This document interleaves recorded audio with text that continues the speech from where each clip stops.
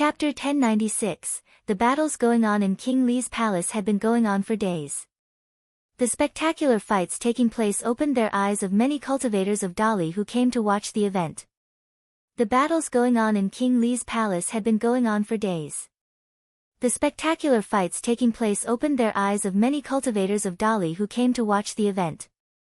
All of the topmost geniuses from Liwang City and the Holy Lands of the 9 counties all gathered around the platform, showcasing their astonishing talents.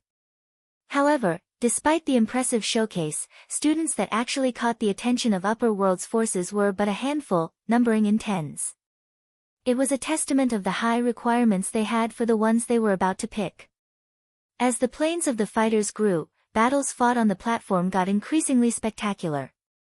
There were already saints from King Li's palace laying down barriers to prevent the battles from affecting the grandstands and the audiences. The battles between sages at the 8th plane finally ended. Battles between upper-level archmages were about to begin in King Li's palace, which also happened to be the highest level at Sage Plane. Everyone wore solemn expressions, as all of them knew that the upcoming battles would have been that between those at the very top below the saints. The top-notch figures from the various holy lands in the county of Yen were eager to get to the stage. That was the battlefield where they were about to shine. Someone already stepped onto the platform at that moment, bursting with frightening combat capacity with moments. The spectators were all in awe. Even the cultivators and even King Li himself took a more serious attitude towards those battles than before. That plane was the nearest to Saint Plane. If there were those who were of exceptional talents right there, they would have been picked to be nurtured until they became saints. Battles continued to take place between cultivators of the 9 counties, with many very formidable figures being known. Who from the county of Yen would go on to fight the first battle? The county king of Yen said to those from Holy Lands at the county of Yen's direction. All of the 9 counties fielded very powerful figures to fight the first battles. As such, it was unacceptable for the county king of Yen to lose out in terms of putting up heirs. That was why the county king of Yen asked personally. "I'll go." A voice was heard and the first student from the Juk Sword clan walked out and stepped onto the battlefield. His opponent was someone from the county of Baima, who had bested their opponent and yet chose to continue doing battle, instead of walking out to take a break. That person was very powerful. Kai Huang of Juk Sword clan was very formidable and was trained in the Sword of 8 Corners of the Juk Sword clan, possessing extremely formidable offensive powers. "You could pay close attention to it," the Sword Saint of Fierce Wind said to Yi Futian. The Sword Saint noticed that Yi Futian was somewhat slacking off before and very few battles interested him, so much so that he actually shut his eyes for a bit occasionally, as if none of the battles going on concerned him. But at the moment, those were battles that were fought at Yi Futian's current plane, so the Sword Saint deemed that they would have made him sit upright. Celine lifted his head somewhat and looked at the platform, seeing Kai Huang, the number 1 student of Juk Sword clan, summoning his life spirit. His body burst with towering sword will and a heavy sword appeared before him. The sides of that heavy sword was different from conventional swords. The edges were serrated, making it not only heavy, but sharp as well. He was seen dragging his sword with both hands as his sword will built up. Dazzling shadow of the sword appeared around the blade, pulsing with frightening sword will as he thrust at the enemy. His surroundings resonated and the heavy sword burst with sharpness, as if it was an extremely ferocious beast charging at its opponent. Power of rules coursed about his opponent, who then summoned a golden stone wall in front of them. The huge sword was pierced into the wall with a boom, bursting through it. The sword will on the blade, however, dissipated altogether. Kai Huang, who had been holding the sword with both hands, pulled his left arm back and lifted the sword up with his right. He then took one step forward and brought the sword down from above, as if he was to split the ground open. Terrifying, overbearing power was sensed from above. Multiple shadows of the huge sword flashed as they came down alongside Kai Huang's body. The blade burst with terrifying aura as it cut through space. Some overwhelming swordplay indeed. The minds of many mighty ones from the 9 counties trembled for quite a bit, as if that sword was being brought down onto they themselves. The trailblazing sword seemed to be about to split their surroundings apart when it was brought out. Its aura swept through all directions. Even if one were to watch the swordplay from afar, one would have still been able to feel the overbearing might of the sword. The defensive powers of that mighty one from the county of Beima shattered in an instant with a boom. While his opponent had burst with the most formidable of powers to block his sword, but when Kai Huang brought the huge blade down with his entire being, everything before him shattered.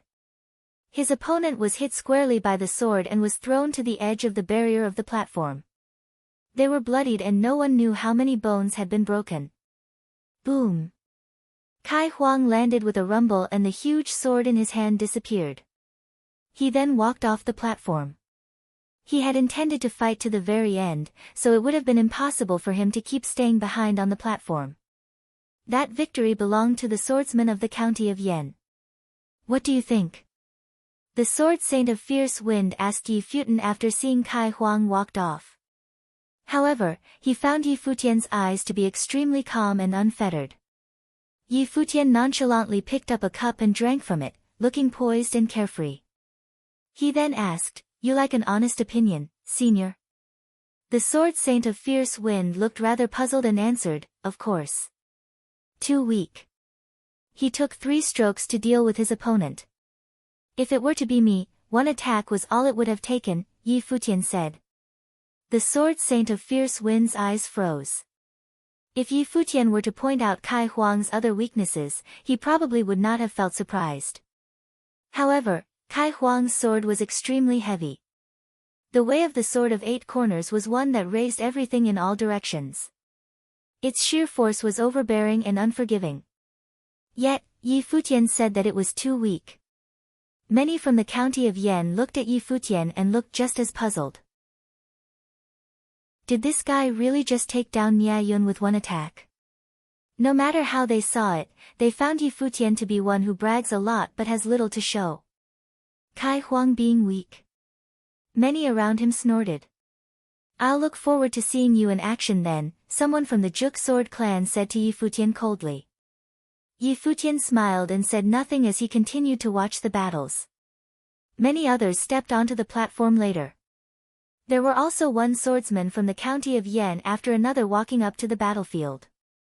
Linya of the Sword Clan of the Storm caught a lot of attention when he stepped onto the battlefield. His Sword of Storms was not only fast, but also overwhelming. His thundering sword was so unbridled and ferocious that he took only 2 attacks to overwhelm his opponent. "What do you think?" Linya actually went up to ask Yi Futian after he returned to the Sword Clan of the Storm's corner. It was apparent that he was doing so due to what Yi Futian said about Kai Huang before. He wanted to see how Yi Futian would have assessed his abilities. Lacking in explosiveness. Yi Futian answered calmly. Linya smiled and said, "I look forward to seeing your sword at work." Those from the county of Yan were speechless yet again. Linya's swordplay was known for its explosive power and Yi Futian should have been able to see that much, yet he claimed that Linya's swordplay was lacking in explosiveness. Everyone was beyond baffled by then. A lot of swordsmen from the county of Yan that stepped onto the platform afterwards would have asked for Yi Futian's opinion regarding their swordplay. However, Yi Futian simply shook his head and did not even bother saying anything to most of them. As such, Yi Futian became the one that all swordsmen from the county of Yan wished to see in action without exceptions. They looked forward to see him at work more so than Li Hanqing from the Ziwei Sword Clan and the 2 princesses. However, Yi Futian remained unfettered and showed no signs of wanting to do battle. He continued to eat and drink, enjoying himself very much. After a while, the county king of Yan turned to look at where the ones from the Sword Clan of the Gale were at, when the 2 princesses of the county of Yan walked onto the platform, and said to Yi Futian, "7th swordsman, I'd like you to assess how both of them are doing." Many looked rather baffled at how even their county king wanted to hear Yi Futian's thoughts. It seemed to have become something seen only among those in the county of Yan. The 7th swordsman was indeed like no other. He reached new heights with being pompous. The county king of Yan smiled and added when he saw Yi Futian was about to speak, "I want honest opinions." "All right." Yi Futian nodded unapologetically. Yan Qingyi and Yan Zi both fought like a single entity and as such, they were fighting against 2 opponents as well, and those two were also very powerful cultivators. However, both Yan Qingyi and Yan Zi seemed to have turned into mirages. They seemed to be seen everywhere on the battlefield within a heartbeat. Sword aura whooshed, but it seemed as if no one was able to actually locate them, only crisscrossing blades flying about. When they both finally stopped, they returned to where they first stood, while their opponents were all bloodied but sustained no serious injuries. It was apparent that the princesses went easy on their opponents. At that moment, many at the corner of the county of Yen turned their eyes at Yi Futian. The county king of Yen then asked, "Well?" "They are doing all right," Yi Futian said. The eyes of many sparkled. "So the guy stops bragging in front of the county king of Yen then? Finally some decent opinion." But, they were still too slow and they were too fancy. All fluff and no punch. What Yi Futian said next made the eyes of many froze, before silently turning around. No one else looked at him anymore, as if none of them know him. The girls might not be top-notch with their art, but they are doing quite alright, I'd say, especially how their way of the sword synchronize with their movements. While it is not to say that they're unbeatable when they join hands, but they do fine for their planes. "Why would you have such opinions, seventh swordsman?" the county king of Yen asked curiously. Even he became curious as to how capable Yi Futian would have been. If the princesses were to take on conventional cultivators on the platform, their powers would have naturally sufficed, making it easy for them to take down their opponents. But if they were to take on truly supreme swordsmen, they probably wouldn't have been able to stand around for long, Yi Futian answered. "Supreme how?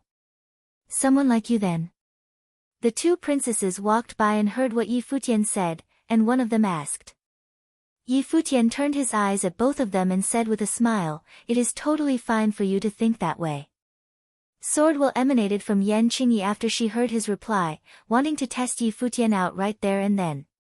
However, the county king of Yen interjected, "Qingyi, I was the one who asked for honest opinions from him.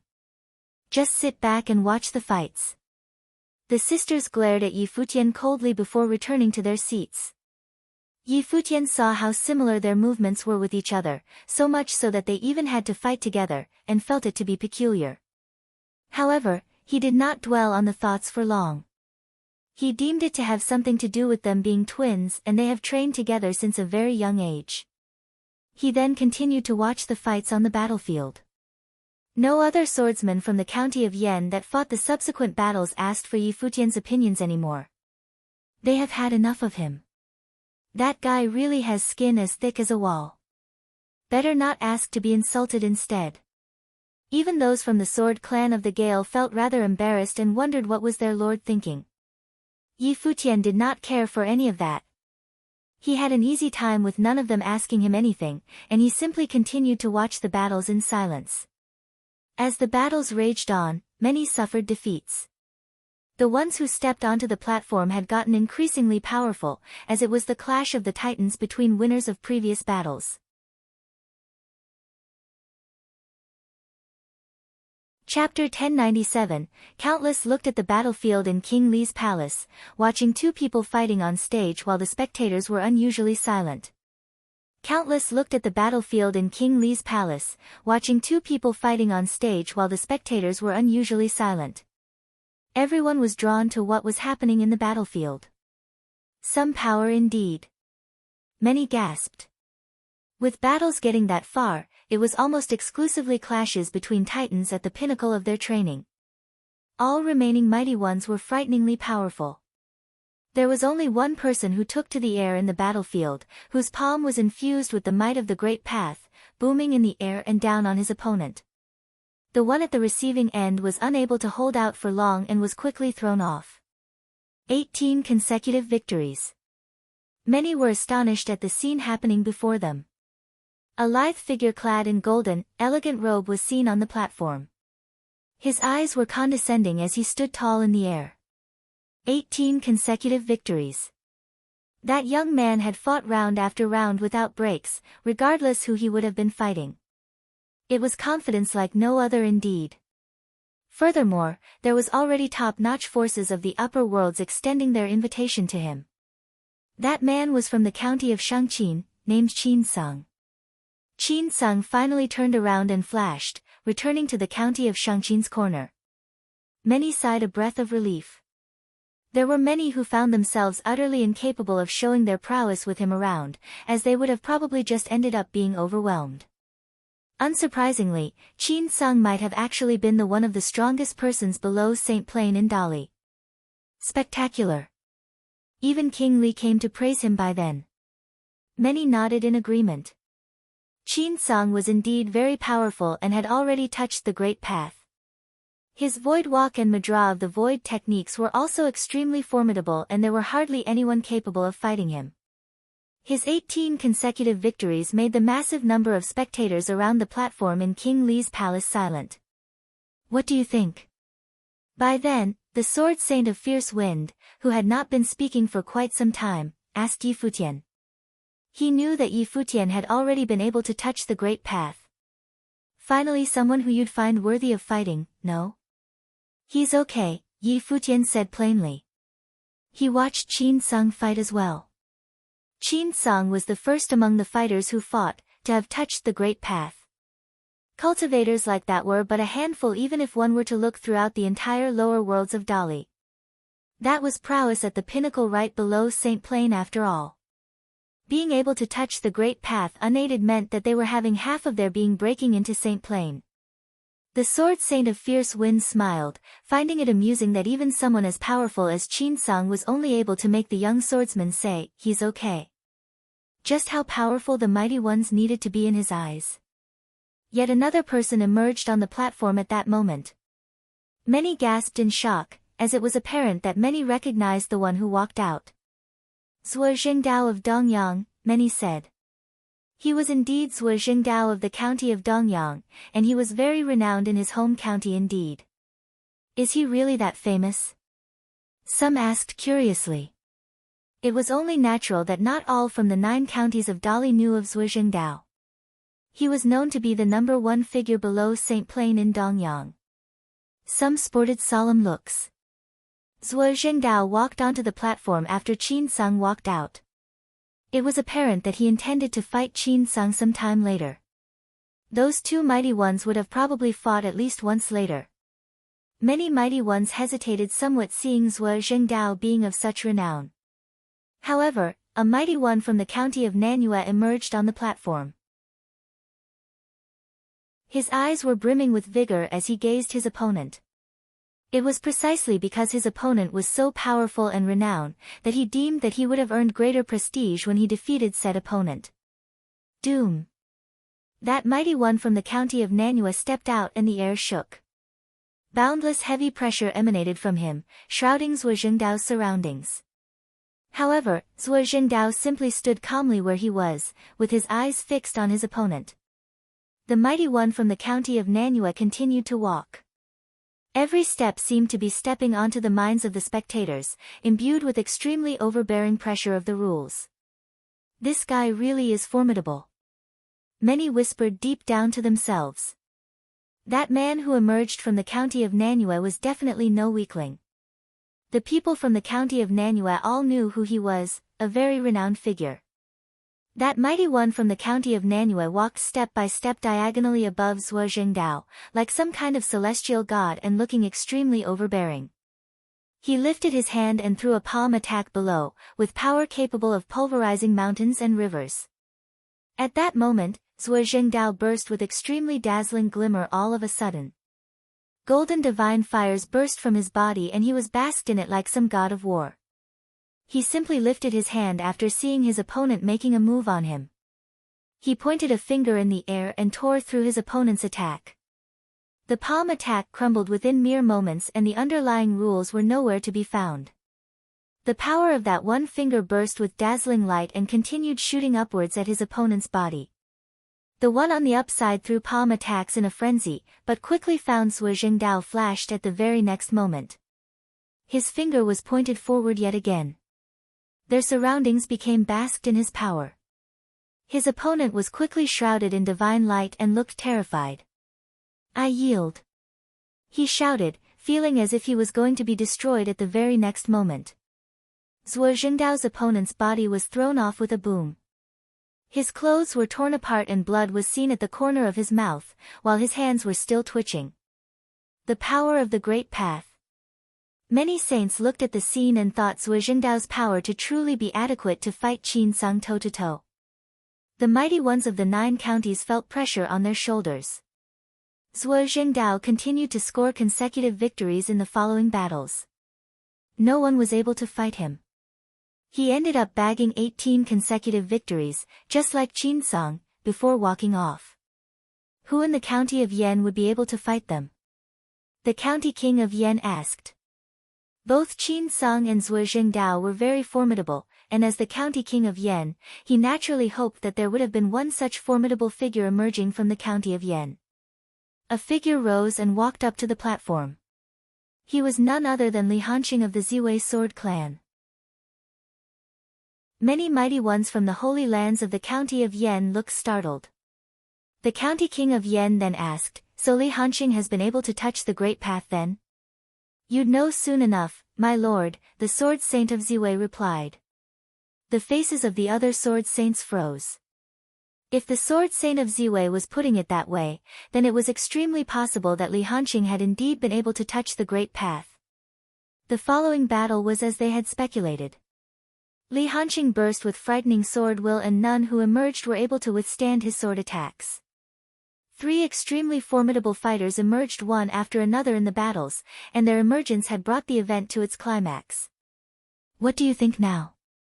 Huan Xue asked for Yi Futian's opinion, something she would not have done otherwise. Yi Futian never thought much about the swordsmen of the county of Yan prior after all.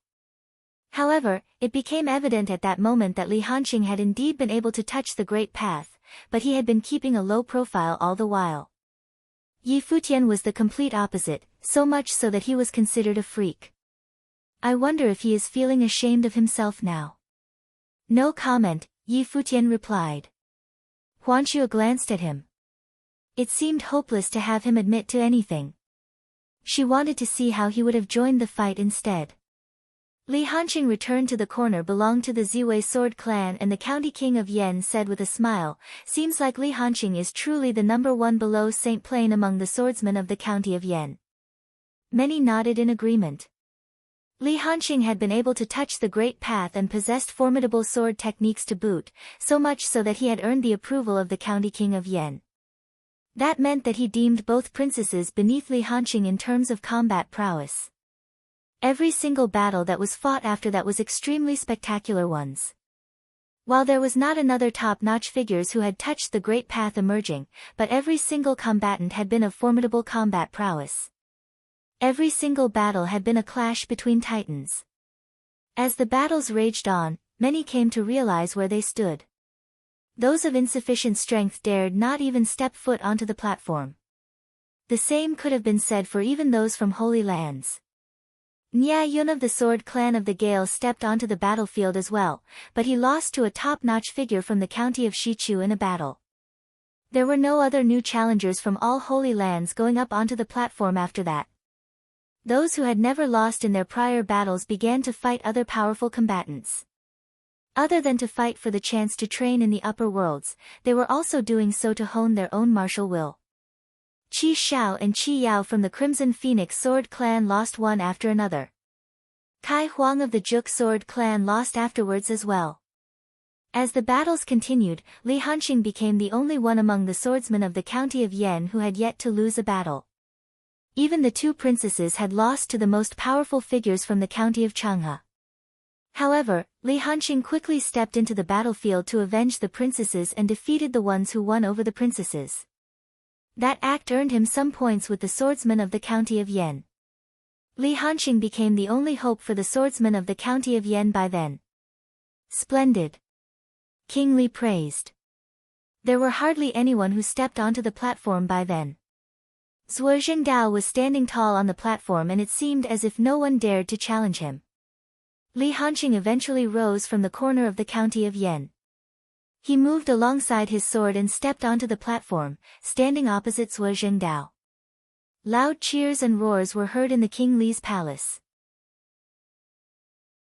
Is the battle between fighters at the pinnacle about to begin?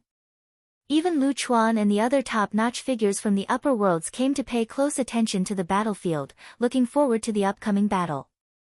Who do you think would win this battle, sir? Princess Li Yu asked Lu Chuan, who was at his side, with a smile. Zhuo Zhengdao seems to have better chances. But then again, Li Hanqing has a fair chance as well, Lu Chuan replied. Li Hanqing has exceptional talents, and if he were to train in the sword mountain of the upper worlds, his way of the sword would definitely be able to reach higher heights. Li Yu's smile looked gentle and pretty. The battle on the platform began. Zhuo Zhengdao was basked in divine light like a golden divine furnace, looking indestructible and invincible, and his fingers seemed to be swords themselves. Li Hanqing's sword will of Ziwei seemed like the stars, and every sword will was imbued with supreme offensive powers. Both figures fought on the platform. Violent auras swept through the place, and the King Li's palace was surprisingly quiet. Everyone was paying close attention to the clash of the titans on up there. Both men traded blows using pure offensive skills and clashed untold amount of times. Li Hanqing's sword finally broke with a boom. His body was thrown behind and blood spilled from his mouth. Zhuo Zhengdao's shirt was torn at the same time as well. However, it was clear that Li Hanqing lost the fight. The people of the county of Yan had their eyes fixed on the battle and were all gasping. Li Hanqing's swordplay was superb, yet he still proved inadequate to beat Zhuo Zhengdao. Li Hanqing then walked off the stage dejectedly. Qin Sung then emerged and asked Zhuo Zhengdao if he needed rest. Zhuo Zhengdao replied that he would like to continue. The vast royal palace was completely silent when the battle raged on. Everyone kept their eyes at the two violent figures, as if the spectators have all stopped breathing altogether. The battle between supreme ones below Saint Plain indeed. The county king of Yan praised. Mighty ones from all over the 9 counties were gathered at King Li's palace by King Li, with the mighty ones from the upper worlds coming down to witness the battles. That very battle before them were indeed one fought between titans. Qin Sung eventually won against Zhuo Zhengdao. It was a fight that seemed to prove that he was indeed the peerless one below Saint Plain. Countless eyes gazed at the two combatants with reverence. Despite having lost the fight, Zhuo Zhengdao remained standing proud. Qin Sung remained standing where he was after Zhuo Zhengdao walked off the platform. No one else went up the platform after that. King Li then asked personally, "Is there any from the 9 counties of Dali who would like to fight?" No one else answered. There was simply no one who dared to fight him, after seeing what he was capable of. "Are you still going to keep your sword sheathed?" The sword saint of fierce wind asked Yi Futian in a low voice. Many from the county of Yan turned to look at Yi Futian without caring much. That guy had been extremely boisterous, but after seeing that battle between titans, they deemed him too cowardly to emerge and fight. Yi Futian took one look at Qin Sung. He smiled and shook his head lightly, before drinking from his cup. No one else would challenge Qin Sung after this battle. You wouldn't have another chance if you were still going to keep your sword sheathed. Regardless if you win or lose, it's best to have those from the upper world see what you are capable of, the sword saint of fierce wind added. Even the people from the holy lands of the county of Yan turned to look at the sword saint with startled looks. It seemed that he placed a lot of trust in the 7th swordsman. Yi Futian put his cup down and looked at the platform nonchalantly, saying, "No one from the 9 counties of Dali is worthy of having me draw my sword. I shall leave it at that."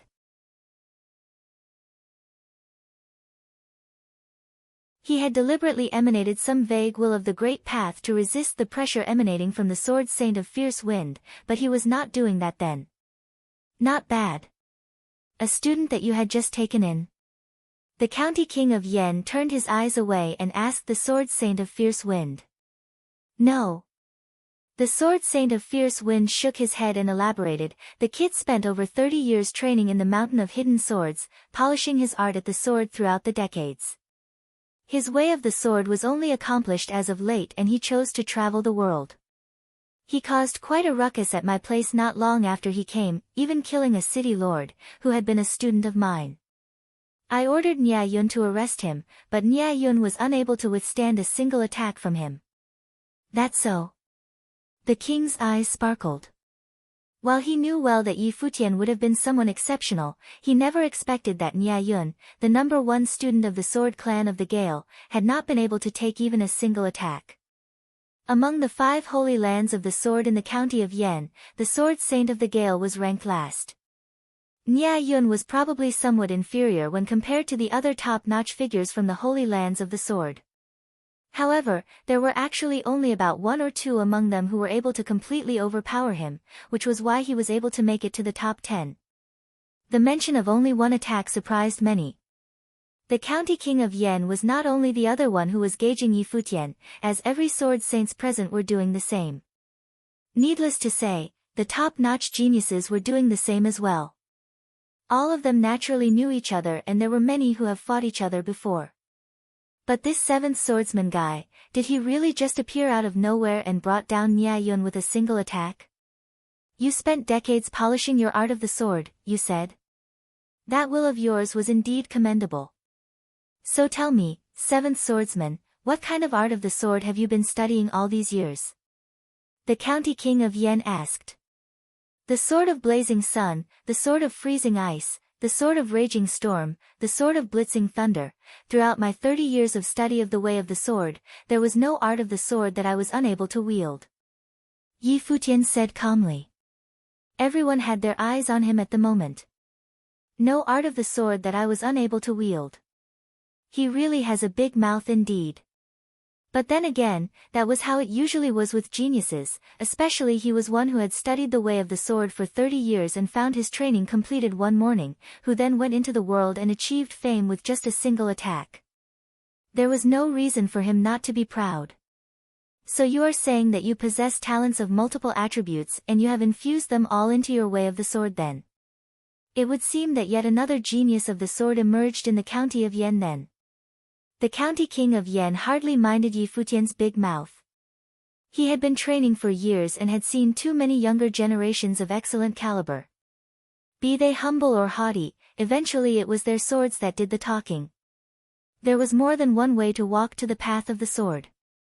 So long as a swordsman was exceptional enough and their mind clear and flawless, any path could have been their own way of the sword. But then again, Huanxue, who was at Yi Futian's side, felt rather speechless and was unable to wait to distance herself from him. Other than the county king of Yen, there were also lords of other holy lands present.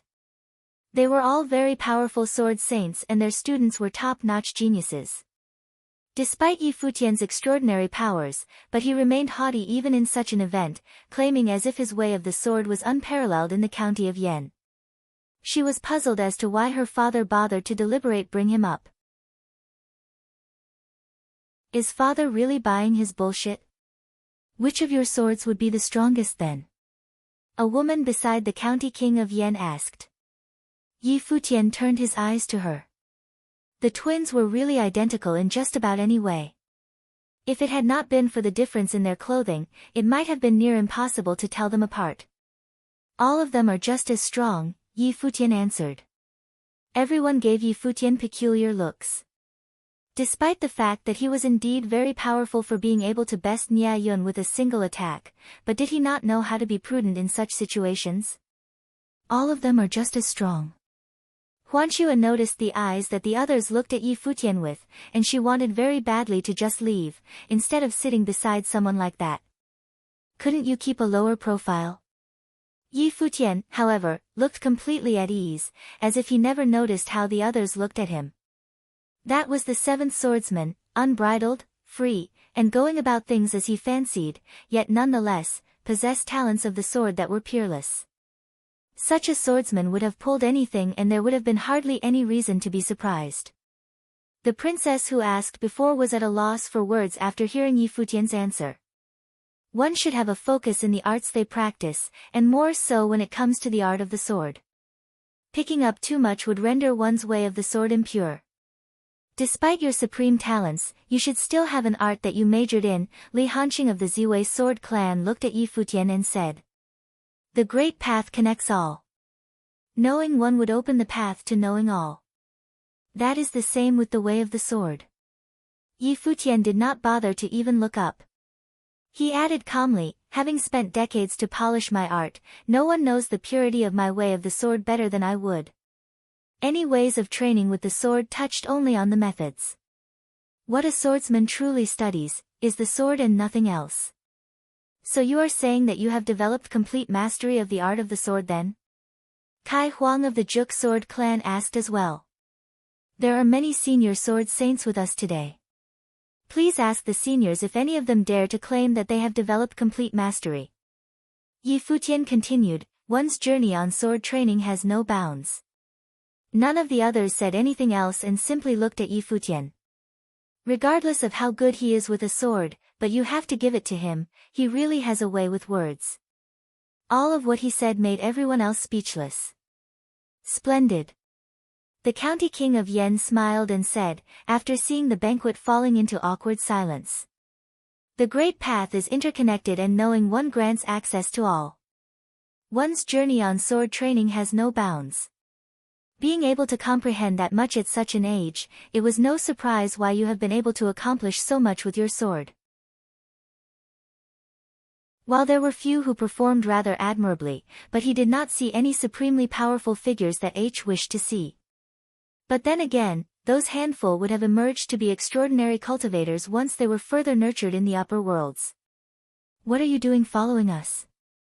A voice was heard below the steps.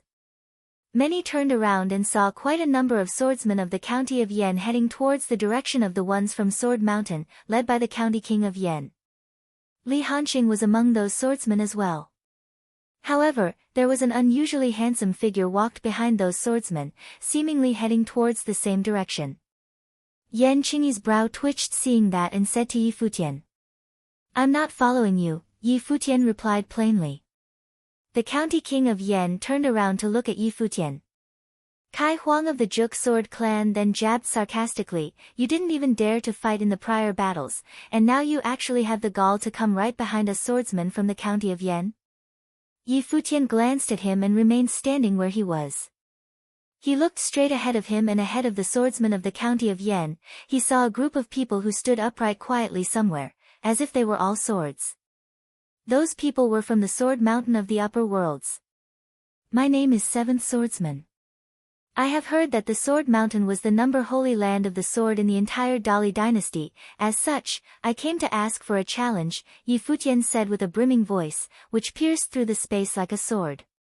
The chatter around them gradually subsided within mere moments, and their surroundings turned dead silent before long. Countless eyes turned to look at one direction at that moment. Yi Futian was seen standing upright like a sword, as if he was the only one worth being noticed in all of the heavens and the earth. Someone from the lower worlds actually skipped the entire event of battles and went up to challenge the swordsman of the Sword Mountain. The sword saint of fierce wind stood up from far away, who was speechless after hearing Yi Futian's voice. Did he really think that no cultivators throughout the 9 counties of Dali were worth having him draw his sword? So he actually went up to challenge the Sword Mountain instead? Someone who spent 30 years polishing his art of the sword is actually this arrogant? The eyes of the swordsman of the county of Yen froze and looked at Yi Futian with baffled expressions. He is actually challenging the Sword Mountain. How insolent, the sword saint of Ziwei said. The 7th swordsman did not participate in the battles prior and Yi Futian was actually coming up to challenge the students of the Sword Mountain, when his student, Li Hanqing was going to greet them. What is he trying to pull here? Even the likes of King Li and Lu Chuan turned their eyes to look at the handsome figure standing alone. We have not seen you fight in the battles before. Why do you come to challenge the Sword Mountain instead? Princess Li Yu turned her eyes at Yi Futian. It seemed baffling that someone just appeared out of nowhere to challenge the #1 holy land of the sword in the upper worlds. Yi Futian turned to look at Li Yu calmly and said, I have watched the battles and saw none of the cultivators of the 9 counties were worthy of having me draw my sword. As such, I'd like to try my hand against the Sword Mountain instead. Insolence. Li Yu's expression changed somewhat. His father was the one who managed all of the 9 counties of Dali. His father had called all cultivators of the 9 states there to hold the event as the upper worlds were recruiting, and yet, Yi Futian claimed that none of the cultivators of Dali were worthy of having him draw his sword. Lu Chuan looked at Yi Futian with puzzled eyes. Throwing such words in such an occasion was not action that could have been amply described by the word insolence alone. The swordsman of the county of Yen stopped and looked at that lone figure. A figure stepped out at that time, and it was none other than the strongest swordsman below St. Plain of the Juk sword clan, Kai Huang.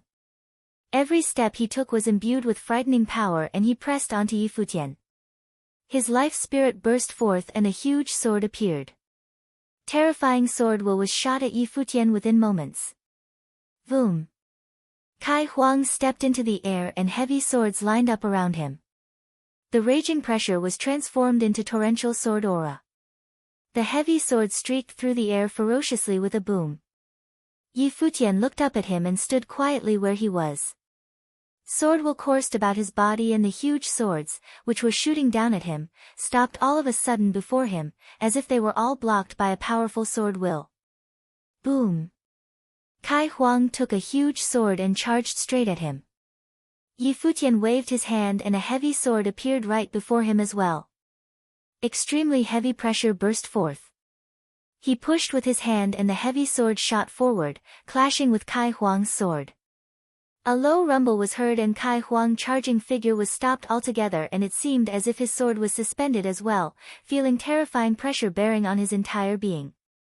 Yi Futian slapped on the heavy sword, which flew, and with sharp, piercing noises, Kai Huang's sword was broken inch by inch, until Yi Futian's heavy sword punched right through his defenses and landed on his body.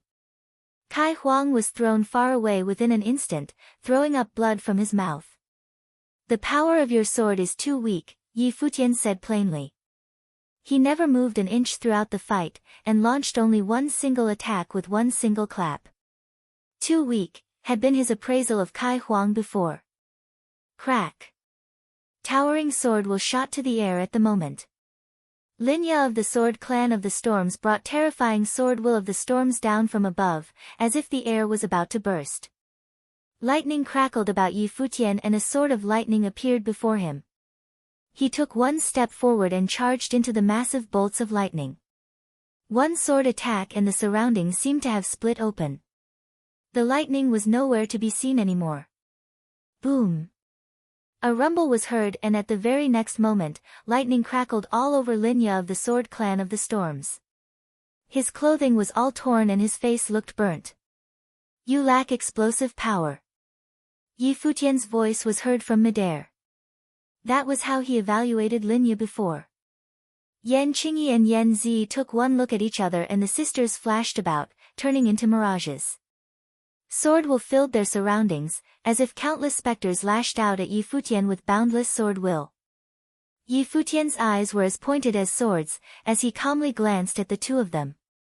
He stepped out and disappeared from where he stood right away. Dazzling flash of the sword was seen in the air, and thousands of sword aura were launched. One sword was all it had taken to break all of their spells. The swords of both Yan Qingyi and Yan Zi were nowhere to be found. A corner of their dresses were torn. They stopped moving and looked down at their torn corner of their clothing, while their arms were shaking. It still took just one attack. None of the swordsmen of the county of Yen had been able to withstand more than one sword attack.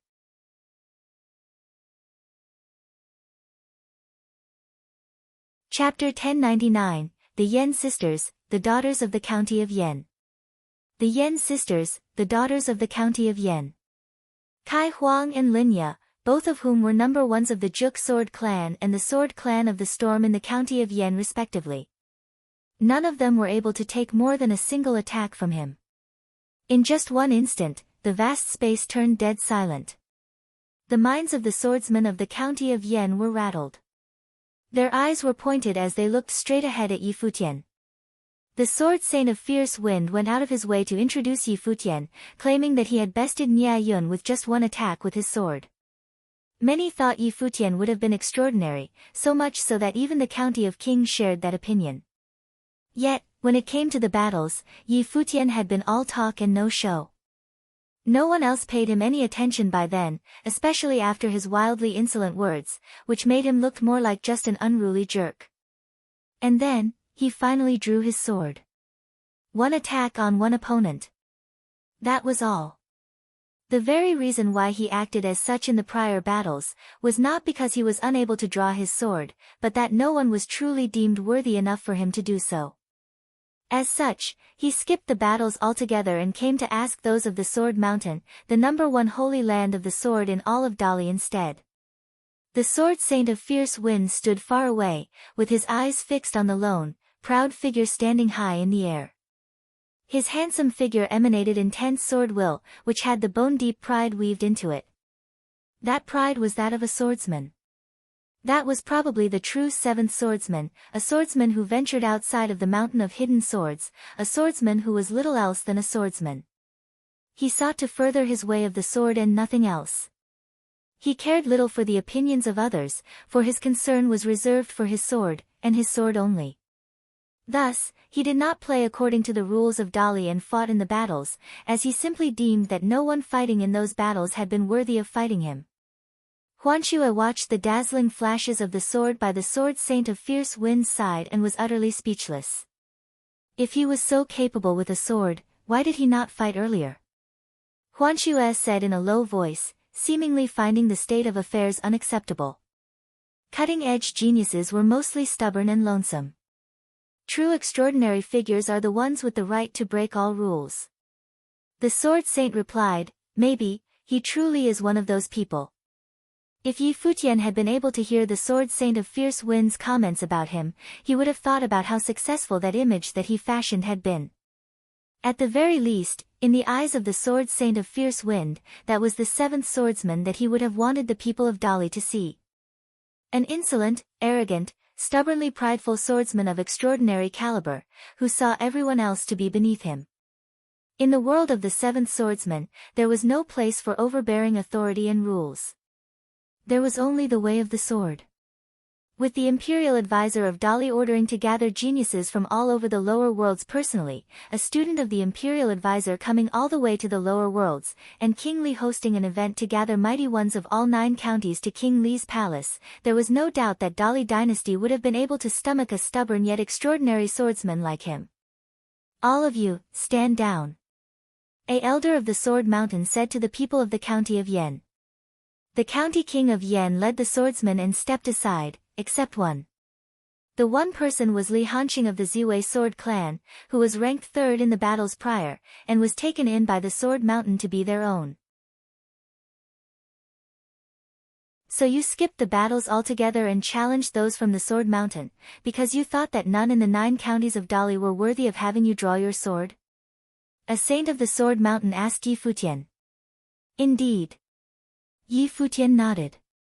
Yet, the few moves that you have just showed remained inadequate, to have the students of the Sword Mountain accept your challenge. That Sword Saint gazed at Yi Futian and said.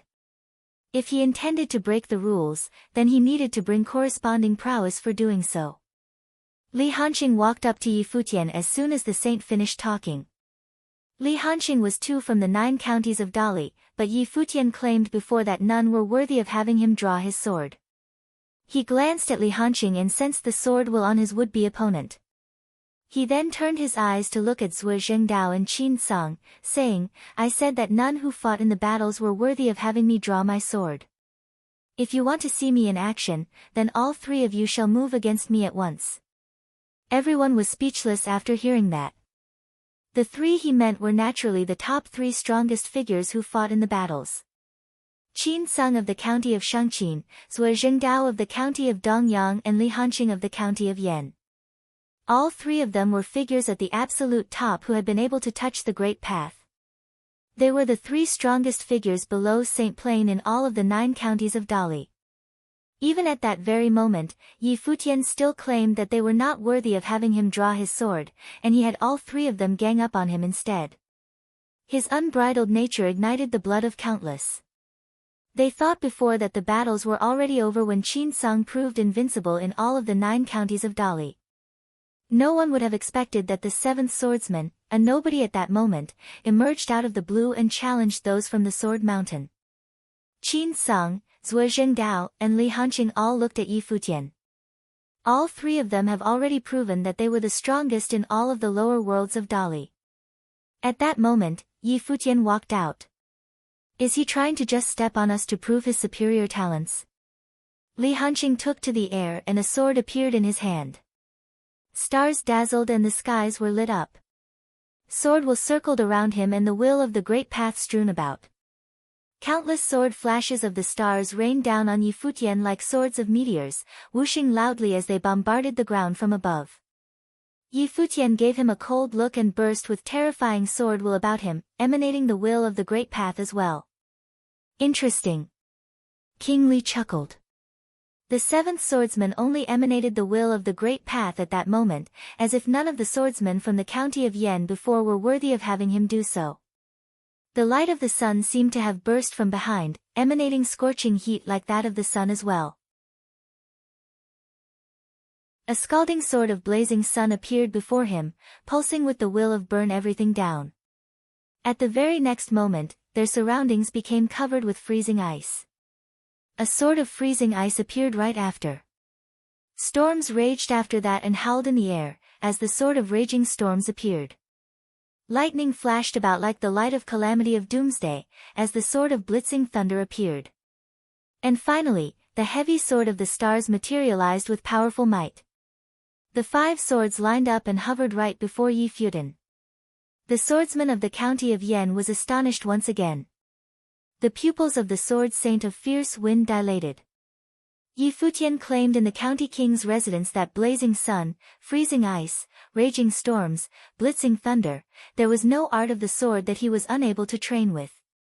Those big words have proven true after all. Li Hanqing's expression changed somewhat when he saw all that. He flashed like a comet and drew his sword, which rained down on Yi Futian like meteor shower. Blazing Sunday. Yi Futian's will merged with his surroundings and the sword of blazing sun shot out as he willed it. It seemed as if the light of the sun dazzled in the air, devouring the stars, and within an instant, the rain of swords burned. That sword continued its way forward, charging through the rain of swords and headed towards Li Hanqing. Countless swords, which had been raining down, merged into a single blade and clashed with the sword of blazing sun, intended to destroy it from within. Freezing ice. The second sword was launched, emanating cold that was seemingly about to freeze souls. The sword of freezing ice streaked forward, conjuring frost as it went along. The flow of sword wills around it slowed down and Li Hanqing seemed to have been covered with a sheet of frost. Li Hanqing's body spun and threw a dazzling flash of the meteor. Countless sword will in the air melded into a beam of dazzling light as it tore through space. Yi Futian remained standing where he was silently. He moved his hand and had both swords of raging storm and blitzing thunder shot out. They streaked through their air. The sword of raging storms cut right through Li Hanqing's sword and the sword of blitzing thunder closed in. Li Hanqing's face turned pale. Boom! A rumble was heard as his body seemed like it was about to explode. The lightning flashes consumed his body and that mighty one from the Ziwei sword clan sported startled looks. However, Yi Futian's sword did not destroy Li Hanqing and had simply sent him flying far away. He then spitted quite a bit of blood. Yi Futian, on the other hand, never budged throughout the fight.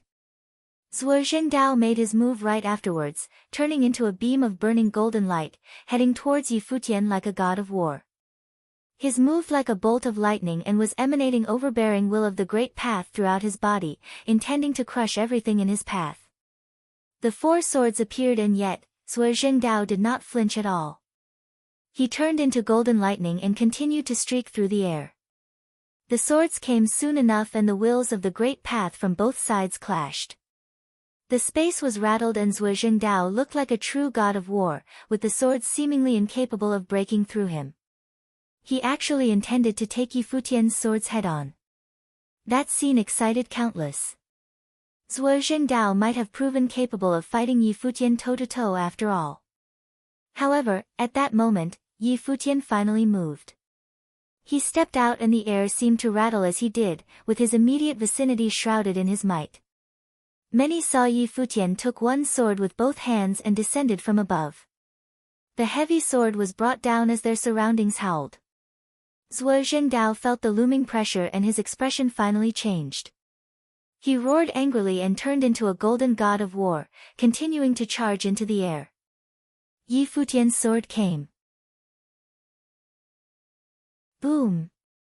A stifling rumble was heard, and as expected, Zhuo Zhengdao's body dropped from the sky. Boom! The platform was shaken as Zhuo Zhengdao's body hit the ground below, feeling as if his internal organs had all been ruptured as blood came spilling from his mouth. Qin Sung took to the air and his body disappeared from where he stood right away. He appeared right above Yi Futian at the very next moment, shooting out with his palm attacks right onto Yi Futian. Yi Futian threw his hand at the attacks, cutting through the palm strikes as if his hand was a sword itself. However, Qin Sung disappeared right away and appearing somewhere else, again, throwing down his palm attacks. It all happened in an instant, and the spectators saw the space being filled with Qin Sung's silhouette everywhere. Every single attack seemed to be imbued with the power of the Great Path, tearing the air apart as they flew at Yi Futian. Return. Boundless sword will circled around Yi Futian, capable of tearing anything that had gotten near apart. His body spun at the very next moment. Countless flashes of the sword howled at the same time in an instant, shrouding the sky, and the flashes of the sword were seen everywhere. Boom, boom, boom, the huge palm attacks continued to rage on. Sword will filled the air in that very next instant. Regardless how Qin Sung dodged, he was forced to take Yi Futian's sword head-on. Raging aura coursed around his body, merging with the Great Path. His palm attacks shot in a frenzy to resist the sword wills, tearing them apart.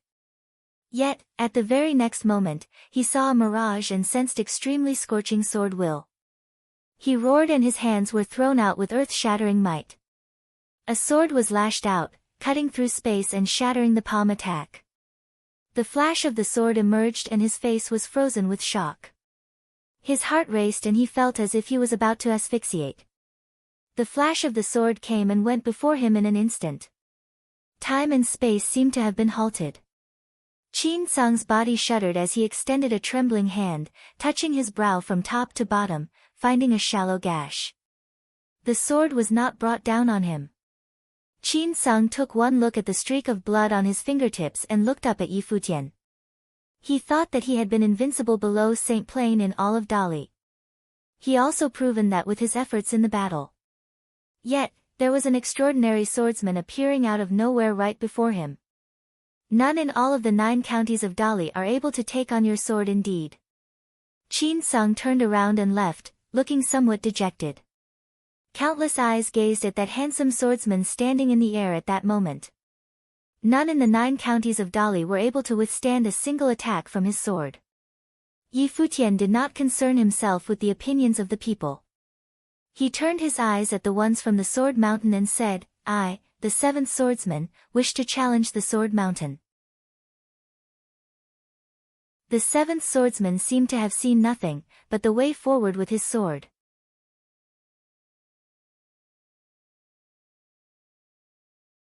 Chapter 1100, The 7th Swordsman Challenged the Sword Mountain. The 7th Swordsman challenged the Sword Mountain. Countless cultivators of the 9 counties of Dali and many from holy lands gazed forward. His sword proved that none in the 9 counties were able to take him on. Not even the 3 strongest from the battles of the 9 counties had actually been able to make him go all out, be it Li Hanxing, Zhuo Zhengdao, or Qin Sung. In truth, none of them had been truly able to take that one sword attack he threw. Who the hell is this 7th swordsman?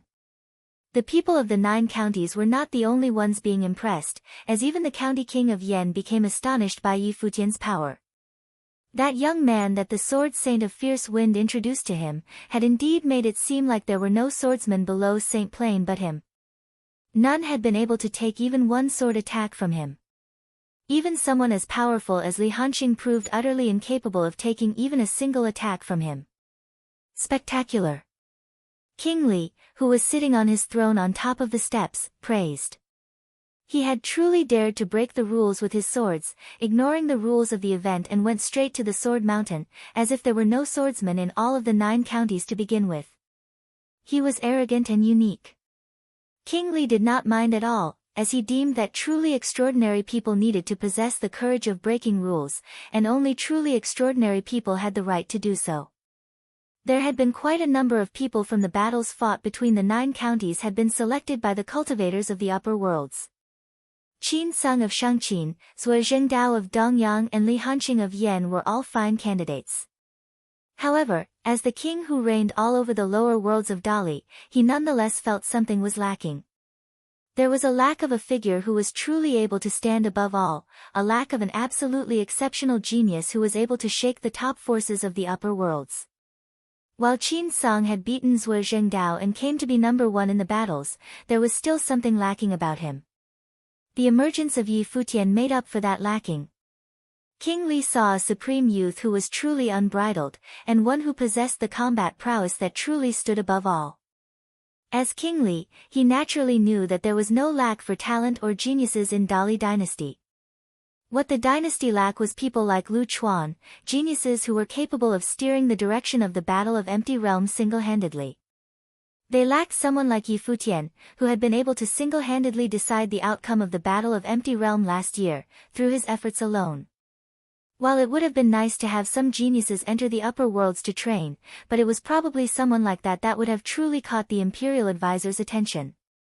He did not know if the 7th swordsman had what it would have taken to live up to such expectations, but at the very least, he stood a chance of doing so. Lu Chuan gazed at Yi Futian, but he did not speak and did nothing. He simply watched the events unfolding silently. It was the shadow-bearing sword saint that led the ones from the Sword Mountain in that event. His eyes were pointed like swords as he gazed at Yi Futian. The Sword Mountain was the number 1 holy land of the sword in the upper worlds, and they had many students. Any one of them had made it through trials after trials, and all had superior talents. But then again, there were still stronger and weaker ones among them. In actual fact, Yi Futian had already proven the power of his way of the sword when he had defeated those swordsmen from the county of Yan.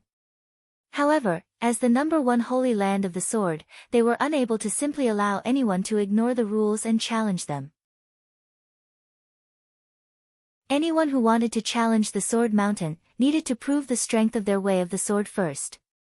It was apparent that Yi Futian performed with flying colors in that department. "You're from the county of Yan?"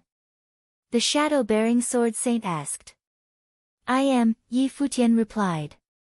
"Who was your teacher?" the sword saint continued to ask. "I have learned and trained under many wandering swordsmen and rangers. I've been guided by them and walked the path of the sword, but I've never truly studied under any teacher in my journey," Yi Futian answered. "So you're self-taught then?" the shadow-bearing sword saint continued to ask. "How many ways of the sword have you developed?" "I assume that you have developed the general principles of the sword, the blazing sun, the freezing ice, the raging storms and so on, all on your own, no?" "I've picked up quite a number of incomplete manuscripts about sword arts.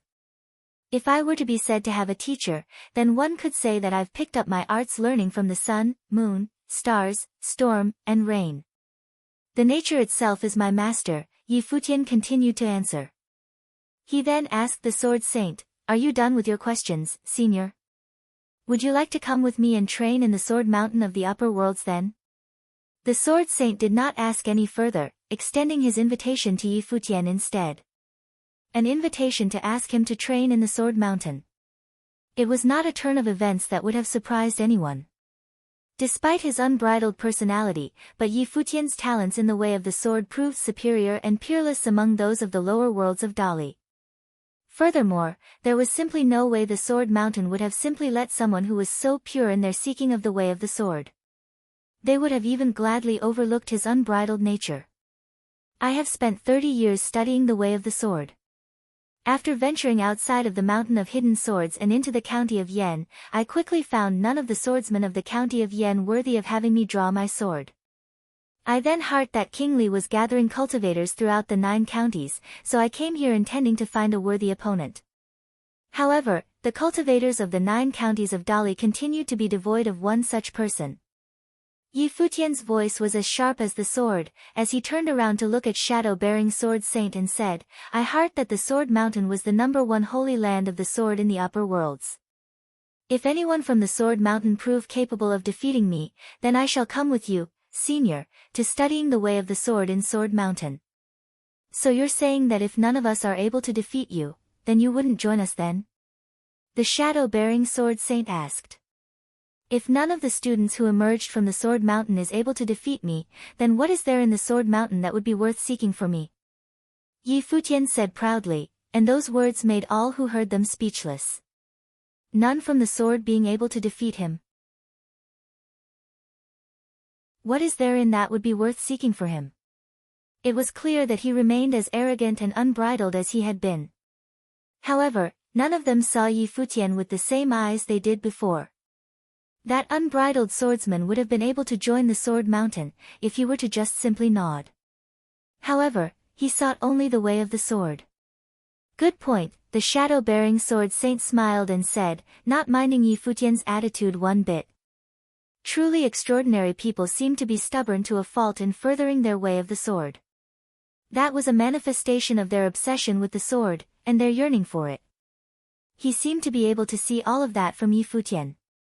Yuan Gang, the shadow-bearing sword saint called. A figure emerged from the crowd behind him. There were few from the Sword Mountain who came to the lower worlds, and there was coincidentally one who had just touched the Great Path recently. It would have been very difficult for anyone to defeat the seventh swordsman otherwise. In the previous battles, it was shown that Yi Futian was versed in many arts of the sword, and it was also seen that he possessed immense strength, being able to cleave Zhuo Jingdao from above with just one swing of the sword from above, serving as testament to the might of his heavy sword. Yuan Gang was also versed in peculiar, uncommon ways of the sword. Yuan Gang stepped forward. His silhouette was clear and it seemed that he was oozing with explosive power. Every step he took seemed to emanate a sense heaviness, instead of sharpness common with swordsmen. One was unable to even sense any sharpness from him. Draw your sword, Yuan Gang said to Yi Futian, with a heavy sword appearing right in front of him as soon as he finished. Furthermore, there was a sword without an edge, which was how he was like as a person, heavy, clumsy without any hint of sharpness. Many sported funny looks when they saw him in action. The blunt sword in Yuan Gang's hand seemed to be utterly incapable of piercing into the body of anyone. However, given that he was nonetheless a student from the Sword Mountain, there was still no one who dared to underestimate him. Yi Futian stepped out. The light of the sun bright and scorching as it shone from above. He held the sword of blazing Sunday. Its heat burning the sky as it was brought down from above. One swing with the sword and the air looked as if a fire dragon had manifested. Yuan Gang seemed to be cradling the blunt sword at first. His body then coursed with silver light, transforming into a suit of armor. Boom! He stepped out and his movements looked clumsy and heavy. He held the blunt sword and swung it, clapping Yi Futian's sword aside. Yuan Gang did not pierce with his sword, he bashed with it instead. The sword of blazing sun was brought down and banged onto the blunt sword. Sparks sprayed all over and Yuan Gang leapt into the air with his sword. Yi Futian's sword of blazing sun cut all the way through the air onto Yuan Gang's blunt sword. The terrifying flames actually reeled back and causing the sword of blazing sun to be shaved off bit by bit. Boom!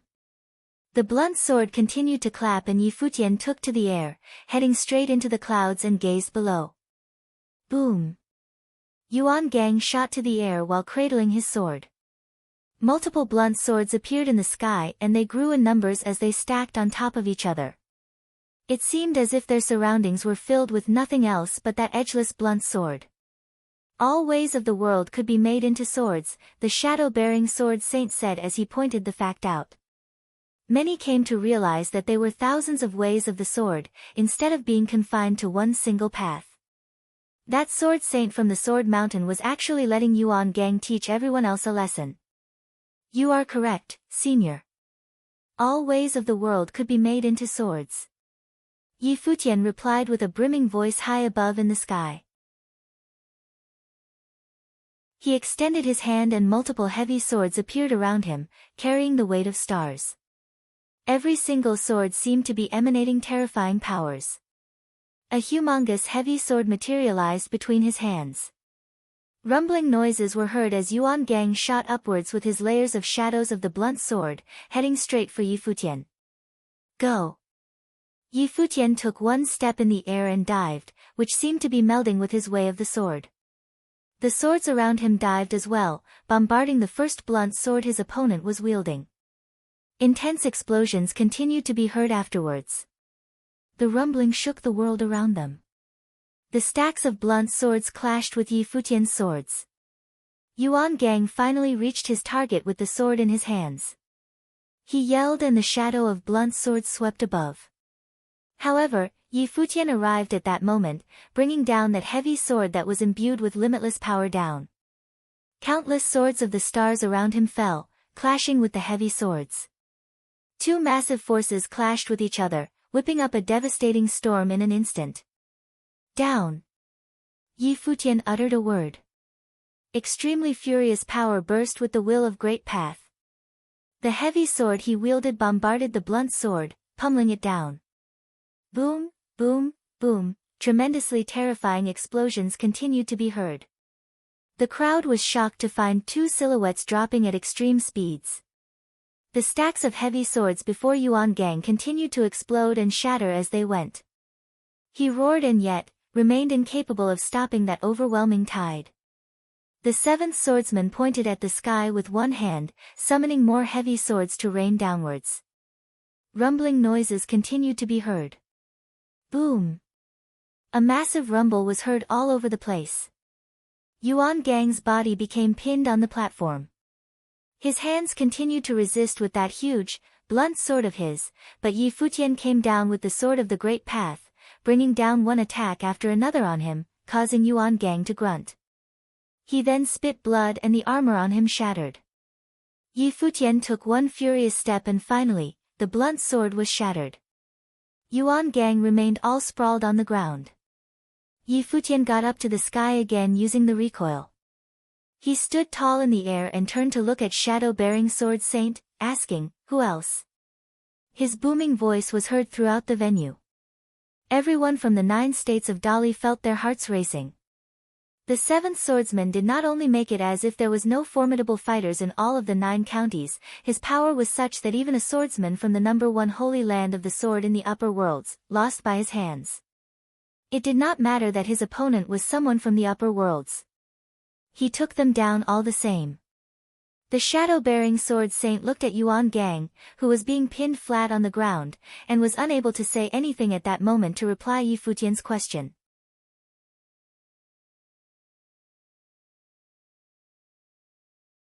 Chapter 1101. Everybody looked in the direction of Sword Mountain as if they could perceive the silence of the Sword Saint of shadow-bearing. Many people had a strange look on their faces. What came after was shock. Did it mean even the disciples of Sword Mountain were not able to fight him? Everybody looked in the direction of Sword Mountain as if they could perceive the silence of the Sword Saint of shadow-bearing. Many people had a strange look on their faces. What came after was shock. Did it mean even the disciples of Sword Mountain were not able to fight him? Looking at that peerless figure, many were speechless. This peerless person, who came from nowhere, not only conquered the elites of the 9 commanderies of the Great Li all by himself, but he also made no one in Sword Mountain dare fight. Who else could question that he broke the rule? Perhaps now, even the powers of the uppermost rank, such as Sword Mountain, were all planning to recruit him. This time the King Li convened practitioners of the 9 commanderies, including so many gallant heroes. But now, it seemed all became nothing but a foil for this swordsman in training. He conquered everything as if the aura of the Great Li only belonged to himself. The Sword Saint of Fierce Winds stood aside and watched the scene, slightly affected. Although he had thought that this 7th swordsman was something, he had not expected him to be this strong and defeat the swordsman in training of Sword Mountain with one strike. As for Huan Shui, who stood beside him, she had already been stupefied. Yi Futian's presumptuous words were still in her ears. However, were they presumptuous?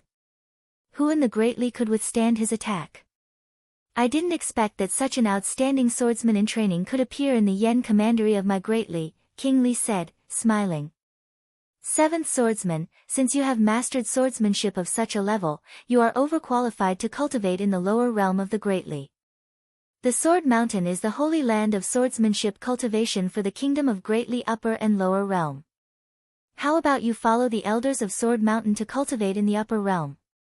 You won the battle, but this time, the Sword Mountain didn't bring many swordsmen in training to the lower realm. If you join the Sword Mountain, of course, you can find rivals there.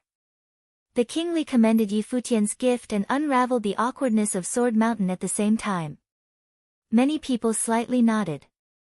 Although Sword Mountain was mighty, they were in the lower realm, and the Real Masters might be all in the upper realm. Let's call it a day, King Li continued. Yi Futian weakened his force and landed on the ground from the hollow sky. He stopped where he should stay. He had achieved his goal. The people from both the upper and lower realm had remembered the name of the seventh swordsman.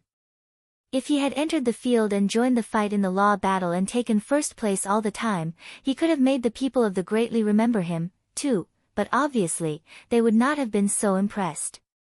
He broke the rules and skipped all the people of the 9 commanderies to directly challenge Sword Mountain, which made him more like a swordsman in training who was arrogant to the extreme. Your Majesty, I came here just for an opportunity to find opponents. Since there is no sword for me to seek in Sword Mountain, I will not go there, replied Yi Futian. Although you defeated Yuan Gang, there are stronger swordsmen in training in Sword Mountain, numerous classics of swordsmanship and sword saints who can guide you. How do you know there is no sword that you want? The sword saint of shadow bearing said. Apparently, he cherished his talent, so even though Yi Futian had disrespected Sword Mountain, as long as he showed extraordinary talent in swordsmanship, the disrespect could be ignored. This was what a real swordsman should be like. He didn't know that the reason why Yi Futian dared to push his luck like this was that he knew the upper realm was seeking talent from the lower realm. Since the imperial advisor of the Greatly had given the order in person to convene the cultivators of the 9 commanderies and select the peerless genius to cultivate in the upper realm, as an unequal person in the lower realm, he would not bring trouble to himself. If you can't find the sword you want in Sword Mountain, then where is the place for you to seek the sword in the Greatly? King Li also said, saving enough face for Sword Mountain. I appreciate your kind thoughts, Yi Futian said, slightly bowing to him. It's just that I have spent 30 years to comprehend the pith of swordsmanship and have just started to cultivate in the secular world to pursue the law of the sword.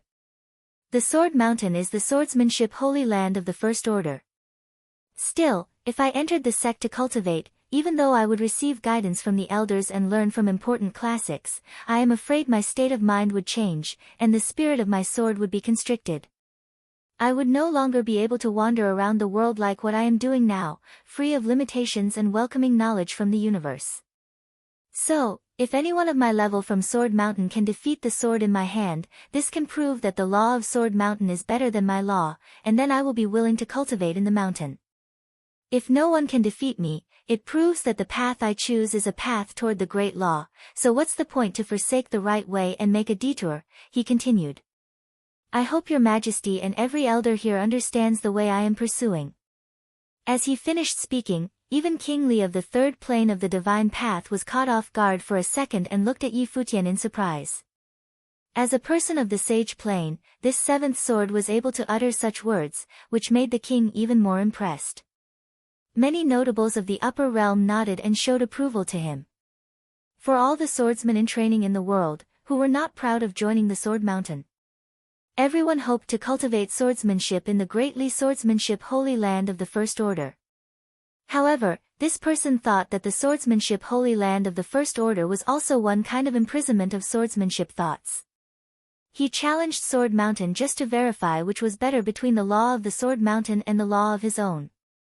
Even some figures of the Holy Plane felt ashamed in front of his such spiritual stature. Good. The sword saint of shadow bearing was not angry about what he said. The seventh sword was only at the sage plane but had such a stature of pursuing the law. If a prestigious man like him became furious about this, that would be a shame for the law of sword. On the contrary, he showed more appreciation to Yi Futian. If all the swordsmen in training in this world could have the stature of the seventh sword, how much prosperity would be brought to the swordsmanship of the Greatly. But even if you are reluctant to join Sword Mountain now, you can still come to cultivate in the upper realm. After you reach the upper realm, I can arrange disciples of Sword Mountain to practice swordsmanship with you, and you can decide whether to join the Sword Mountain at that time. I respect your decision about whether you agree or not. Countless pairs of eyes looked toward the Sword Saint of Shadow Bearing. The Sword Saint of the Shadow Bearing was much admired. This was what the conversation between two swordsmen in training should be like. The Swordsman Junior wholeheartedly pursued the law, and the Swordsman Senior cherished the talent and wanted to reward him with the law. Of course, at this moment, Yi Futian had also provoked the envy of countless cultivators, especially the swordsmen in training of the Yen commanderies. Studying swordsmanship in Sword Mountain was the dream of all cultivators.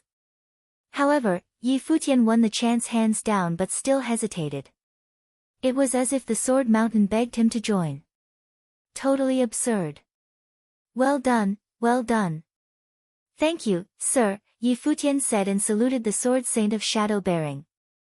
He was proud, but he showed respect in front of elders. Today's conversation in the palace will always be remembered, King Li said, laughing. He was satisfied with such an ending. If the seventh sword had not appeared, however, everything would have just been ordinary and tedious. How could they know that the protagonist of this conversation was actually the opponent of the Great Li, whose fame had just reached every corner of the domain of Emperor Xia because of the Battle of Empty Realm?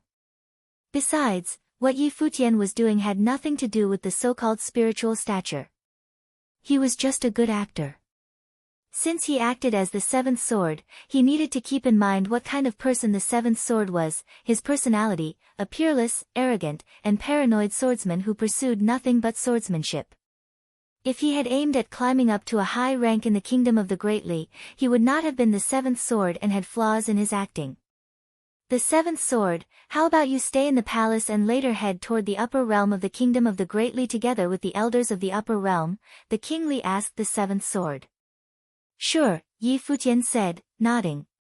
Seeing that all elders of Sword Mountain and the King Li showed so much appreciation to the seventh sword, everybody understood that if nothing unexpected happened, the seventh sword would most likely become a top swordsman in training in the upper realm.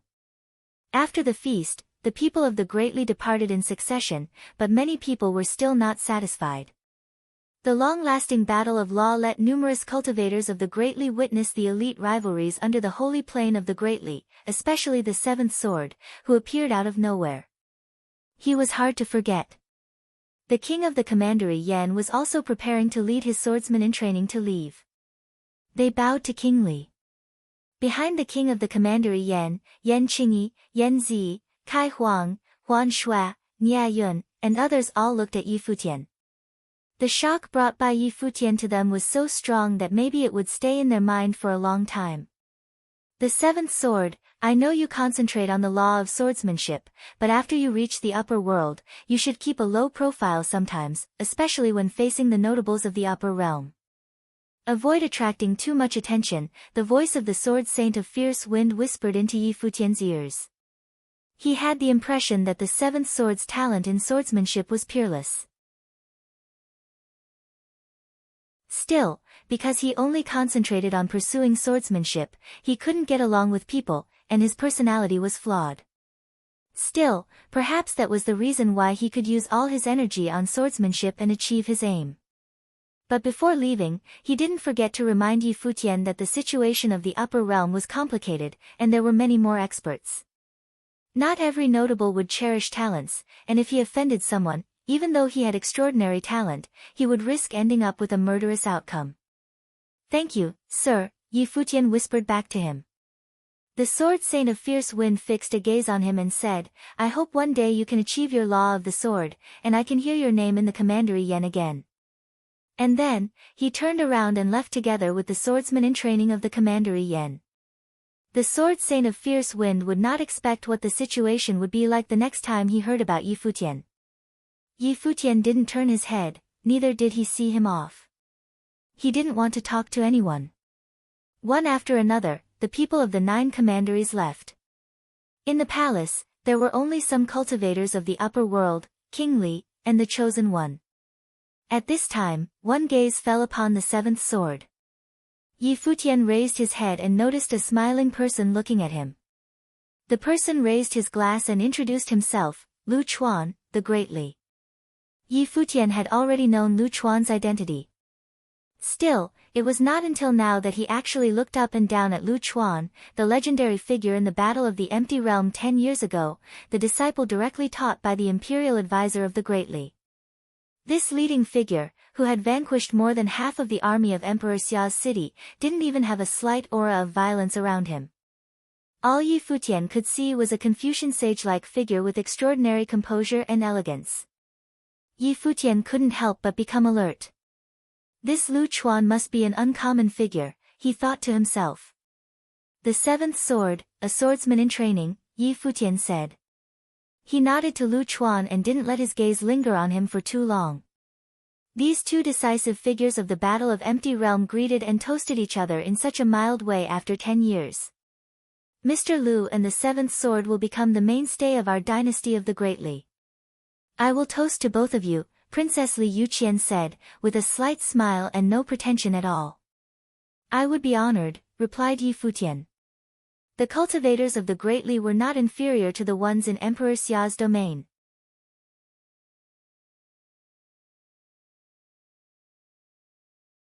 Chapter 1102, the next day morning, in the palace of the Great Li, warriors of the upper realms gathered in front of the matrix of the space portal.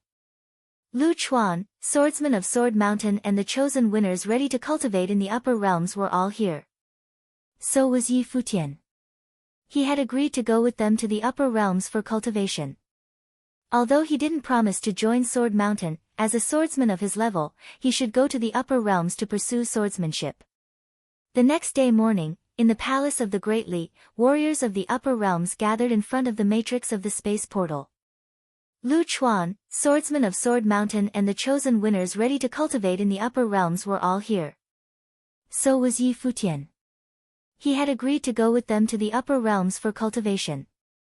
Although he didn't promise to join Sword Mountain, as a swordsman of his level, he should go to the upper realms to pursue swordsmanship. King Li saw them off in person. Many in the palace went with them, such as the Princess Li Yu. The Great Li dynasty ruled over both realms. King Li was the king of the lower realms, but he was also a duke in the upper realms because he was a royal member of the Great Li dynasty.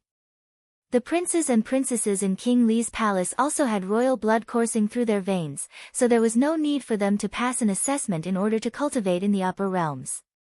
For much of their time, they stayed in the palace of the upper realms. The giant matrix of the space portal at their front was the direct access to the villa of King Li in the upper realms. It could be used to commute any time. Your Majesty, we can see ourselves out here, Lu Chuan saluted with his fist and said to King Li. The swordsman echoed, please return, Your Majesty. We will come back to visit someday if we have the chance. Okay, please take care, King Li nodded and said. When all the people stood on the matrix of the space portal, one person triggered the matrix using sacred spirit stones. All of a sudden, boundless glares erupted. The dazzles rose up high as if they had pierced through the skydome and been projected into the upper regions of infinite distance, vanishing with the group of people. The matrix of the space portal opened up both realms, so besides the colossal matrix, the launching process each time would also cost enormous sacred spirit stones to create enough energy to send one into the indefinitely distant space. The longer the distance was, the more scared spirit stones it required. So, even for ones of the royal hierarchy, it was very rare to employ the matrix of the space portal, and almost only royal members had the privilege of using it. During the Battle of Empty Realm, the matrix of the space portal was used by Yi Futian and others to cross the endless void space from Emperor Xia's realm into the realm of empty space. They arrived at the Great Li dynasty in the upper realms. Rows of lofty palaces standing erect on the ground exhibited the imperial grandeur. Standing on the top of one palace of this villa and looking afar, one would see a palace of the ninth sky that towered into the clouds like a sacred temple. That was the royal palace of the Great Li dynasty. The villa that stood in the neighborhood of the royal palace of the Great Li must also be uncommon, and in fact, it was where the mansion of the King Li, the lower realms King Li's residential home in the upper realms located. A beam of dazzling light discharged from the mansion of the King Li and hit into the sky dome, containing a very strong spirit of the space law. Following the appearance of the beam, a large team of people showed up in the villa. At this location, the void space was emitting dazzling space rays. A myriad of formations of the Great Law surrounded this area. Everyone's bodies spun around in the formations until they finally landed. The luminous pattern gradually dimmed, too, until it vanished. Only then did they adjust and stand still. In the villa, several figures came near.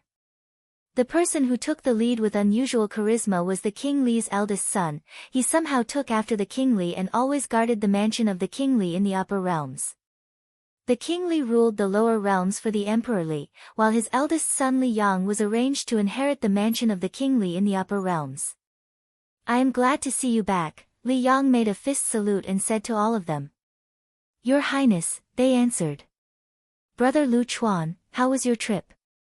Li Yang asked Lu Chuan. Apparently, they knew each other. After all, the mansion of the imperial advisor was also in the surrounding. Not bad. There were indeed some extraordinary talents in the lower realms of the Great Li, and we have brought them to the upper realms this time, Li Yang said. Sounds good. You must be tired now. Everybody, please have a seat in the villa. I will ask my servants to prepare a feast, Lu Chuan said. Thank you so much for your generosity, Your Highness, but the King Li have served us very well for many days, so we should not bother anymore. It's time to bid farewell, someone said. I should go back and report to my master, too. Don't bother preparing it. Li Yang nodded, saying, if so, I will not persuade you all to stay. Please take care. Farewell. People made fist salute and flew away from the place. Lu Chuan and cultivators of the Swords Mountain were the last to leave. The Saint Sword of Shadow-Bearing's gaze fell upon Yi Futian and asked, now we have reached the upper realms, what is your plan? Do you want to come with me to Sword Mountain first? Sword Mountain was the swordsmanship holy place of the first rank in the Great Li, but it was not in this area and rather far away. Where are we now? Yi Futian asked. Here is the mansion of the King Li, close to the imperial palace of the Great Li. This district includes not only the imperial palace, the mansion of the King Li, but also the mansion of the imperial advisor and many residential palaces of royal members. It is the center of the Great Li dynasty, Princess Li Yu replied. If so, I will find a place to cultivate nearby. There must be many top swordsmen in the center district of the Great Li, Yi Futian said. Of course, I will not forget the promise between us, sir. If any disciple of Sword Mountain can defeat the sword in my hand, I will definitely go to Sword Mountain to cultivate. The Sword Saint of Shadow Bearing kept silent for a while after hearing Yi Futian's words. Li Yu laughed and said, Sir, let me arrange for the seventh sword. If he doesn't mind, he can always stay in the villa. The Sword Saint of Shadow Bearing took a look at Li Yao and slightly nodded. In fact, he really hoped to take Yi Futian to cultivate in Sword Mountain. He had seen Yi Futian's swordplay, and of course he didn't want to miss such an extraordinarily potential young man. If he could join Sword Mountain, he would definitely become a preeminent swordsman in training. Good, if Princess can take care of him, I don't need to worry about anything, so now I will go back to Sword Mountain, the Sword Saint of Shadow Bearing said. It made Li Yang a little curious about Yi Futian. This handsome young man seemed to be somehow unusual. Both Sword Mountain and his sister Li Yu specially talked about him. Lu Chuan didn't leave as if he was waiting for an arrangement for him as well. The Sword Saint of Shadow Bearing led all his swordsmen in training to leave. Lu Chuan said, I should go, too. Let me see you out, said Li Yu. No need to bother about me. I can go back by myself, Lu Chuan said, smiling, and then looked back to Yi Futian, we shall meet again. See you again someday, Yi Futian nodded and said. Lu Chuan left with his people as well. After a short while, only people of the mansion of the Great Li and Yi Futian were left. Yu Li, you haven't introduced him to me yet, Li Yang said with a laugh and looked at Yi Futian. This gentleman, the seventh sword, is a swordsman in training of our Great Li. As a recluse swordsman, he learned various laws of the swordsmanship by himself.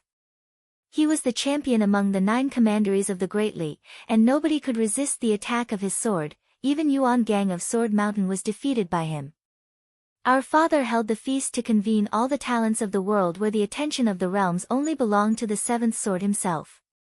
He is peerless in the lower realms. Li Yu smiled, continued introducing, and, the Sword Saint of Shadowing Bearing invited the 7th sword to cultivate in Sword Mountain and promised if any disciple of Sword Mountain could defeat him, the 7th sword would join Sword Mountain. Otherwise, his current law of swordsmanship will be proved to be the best in the world and he will not join Sword Mountain. Li Yang's eyes widened slightly. A swordsman in training, peerless in the upper realms and refused to join the sword? No wonder the Sword Saint of Shadow Bearing treated you with special respect. It's so glad to see such a gallant hero emerging from the upper realms of our Great Li, Li Yang said, laughing. I am Li Yang of the Great Li. Li Yang was the King Li's son who was from the direct bloodline of the Great Li dynasty, so he called himself as Li Yang of the Great Li, like what Lu Chuan did.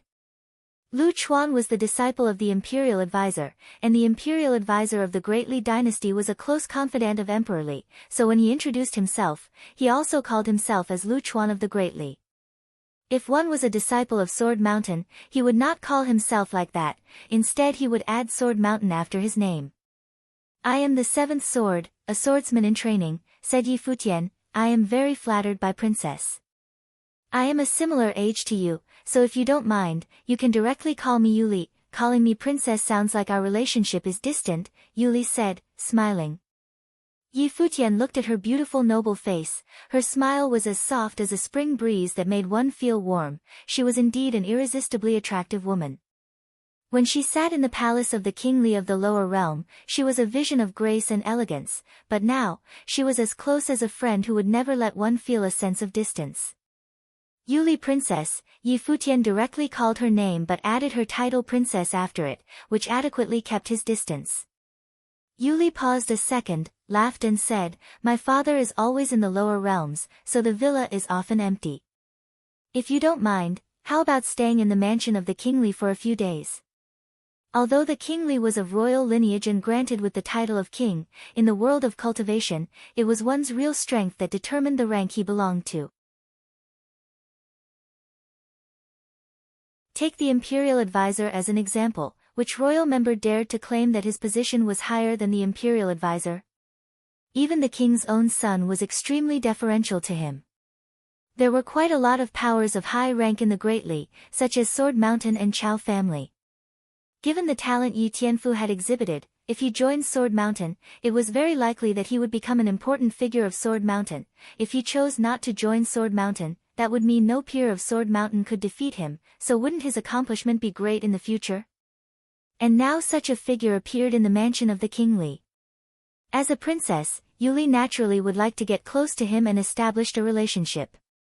There were only advantages for the mansion, no disadvantages whatsoever. I appreciate your kindness, Princess.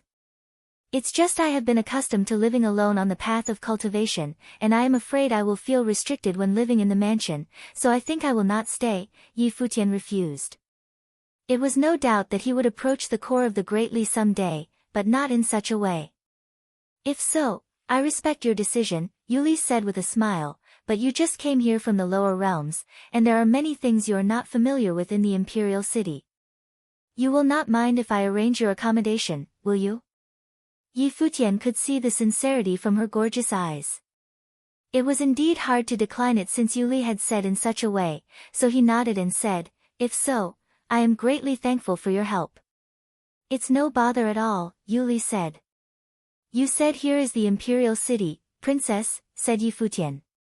Yes, Li Yu nodded and said, you can come up with me. She leapt up onto the roof after she talked. Yi Futian followed her. Yuli pointed a finger into a far distance, and there Yi Futian saw a palace that towered into the clouds. That is the Imperial Palace, the absolute center of the Great Li, surrounded by sites such as the Mansion of the Great Li. Although there is no specific dividing line between regions, people of the Great Li usually call this district the Imperial District, Li Yu explained. Yi Futian looked up to the palace that towered into the sky. Li Yao, He must be living there. Until he reached here, Yi Futian had taken a detour from Emperor Xia's realm and crossed the lower realm, but approaching the imperial palace this quick was indeed out of his expectation. It was his luck to catch such an epical opportunity, otherwise, if he wanted to go to the upper realms, he would probably have to take much more time to attract the King Li's attention.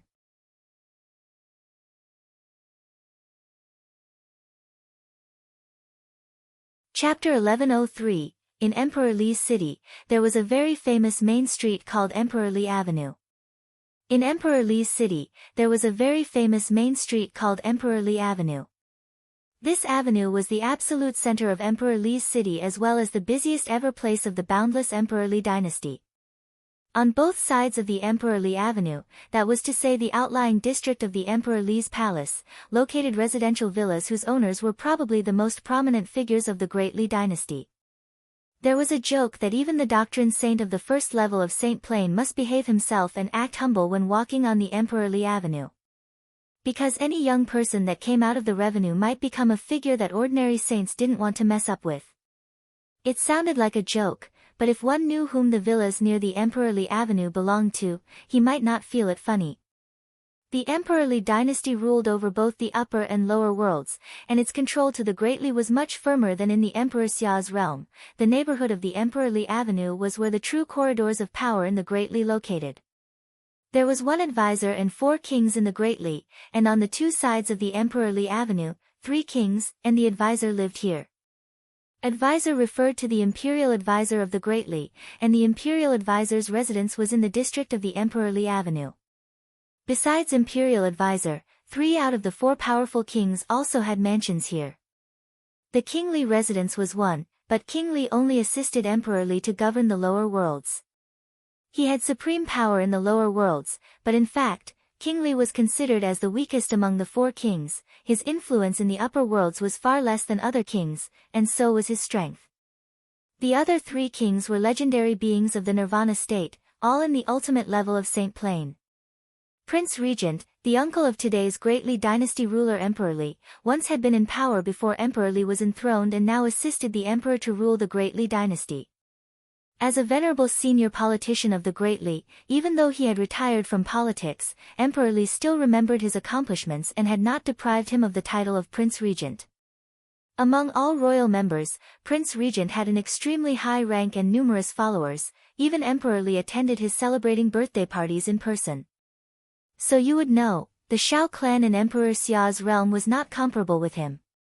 In addition to Prince Regent and King Li, another king also had his mansion located in this district. King White, the head of all 3 forces in Emperor Li's realm, ranked even higher than the sacred general of Tian in Emperor Xia's realm. Few could compare with King White in terms of noble status in Emperor Li's realm. However, the imperial advisor was one of them. So was King Tiandao, the most powerful among the 4 kings, and the one who was in charge of the Western army for Emperor Li. People in the Great Li said that among the 4 kings, the King Li ruled the lower worlds but was the weakest. Prince Regent had the most prestigious status and was most respected, but speaking of power and strength, King Tiandao was the strongest.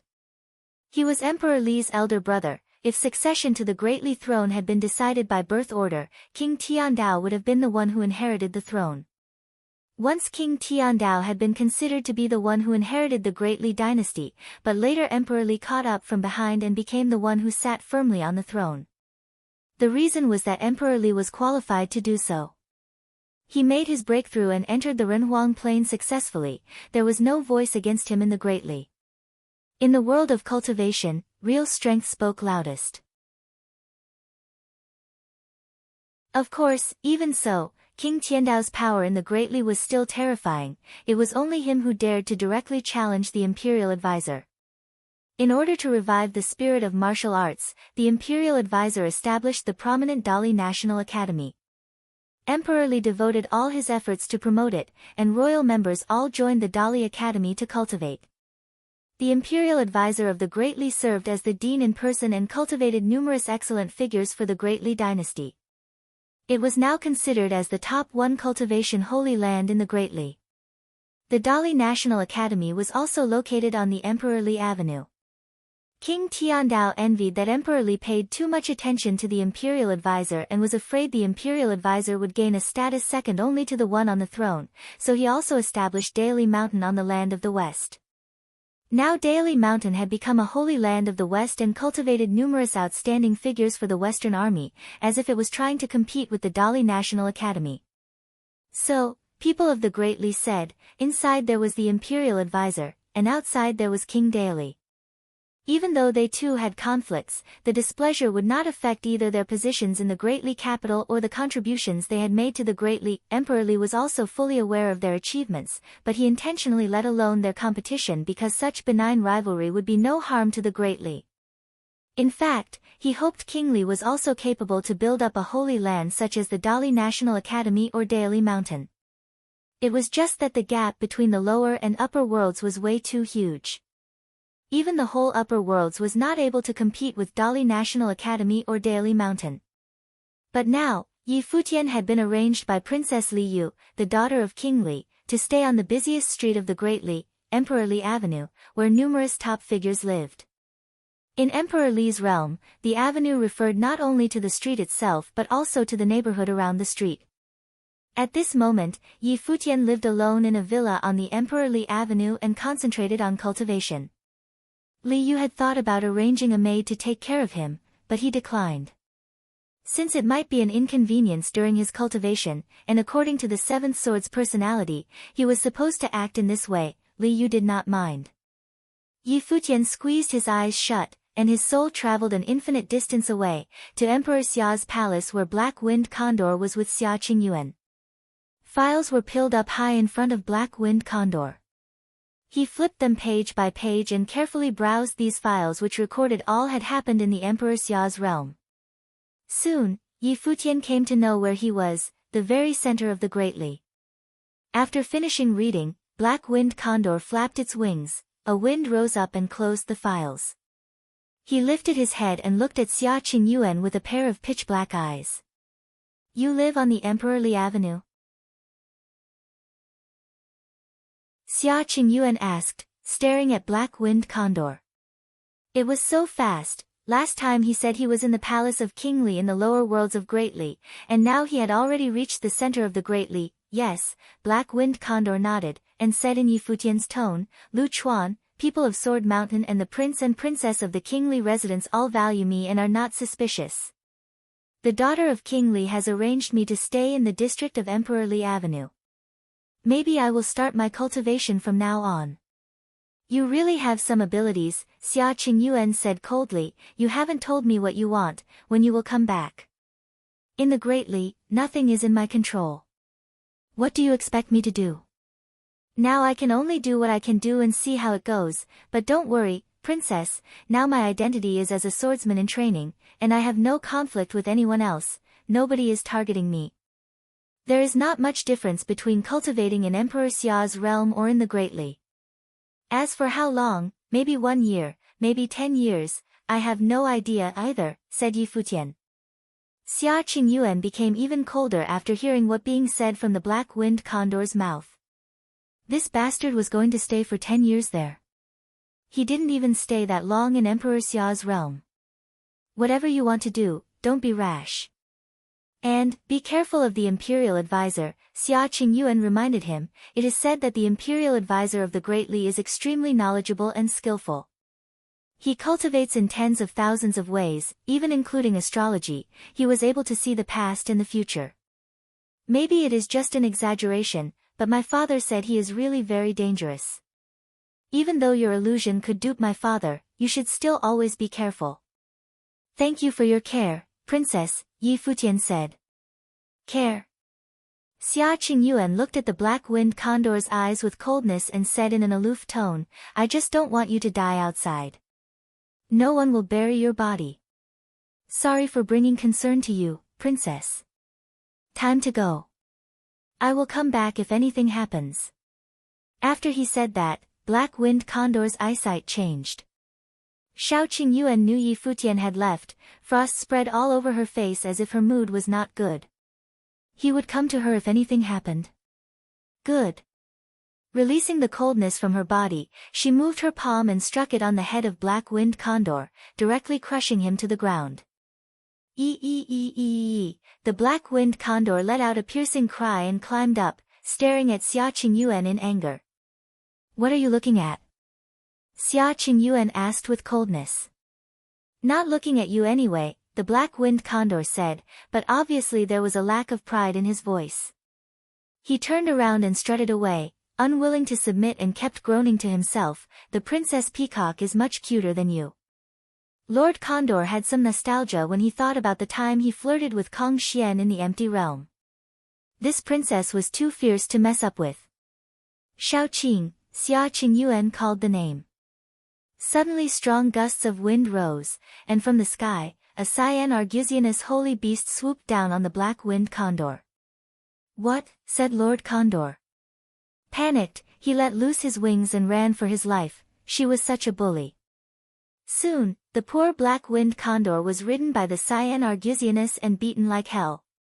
The sound of screaming and pleading echoed in the princess's mansion. Lord Condor swore, one day, he would ride on their backs, too. The Imperial Advisor residence, Emperor Li Avenue, the great Lu Chuan had been waiting in the front of a palace since he came back. At this moment, a figure in a Taoist gown showed up. It was the Imperial Advisor who came back from the Imperial Palace. Master. Mr. Advisor. Lu Chuan and others made salutes in a deferential manner. How was your trip? The Imperial Advisor asked.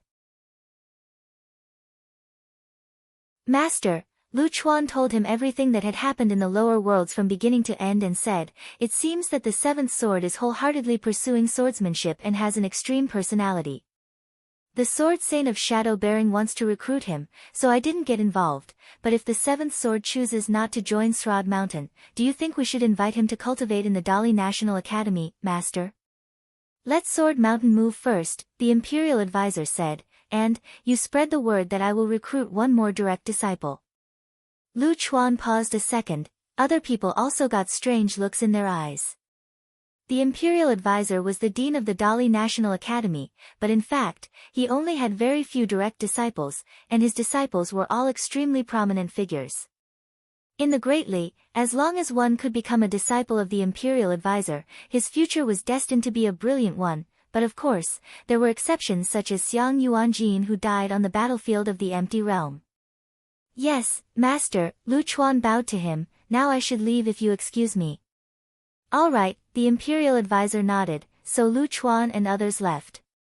After they were gone, the Imperial Advisor of the Great Li looked up to the sky.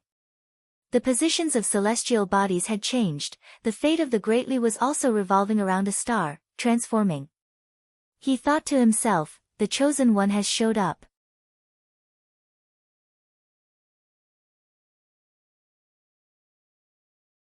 Chapter 1104, Some big news made its way out from the residence of the Imperial Advisor of the Dali dynasty. The Imperial Advisor was going to take on another disciple personally.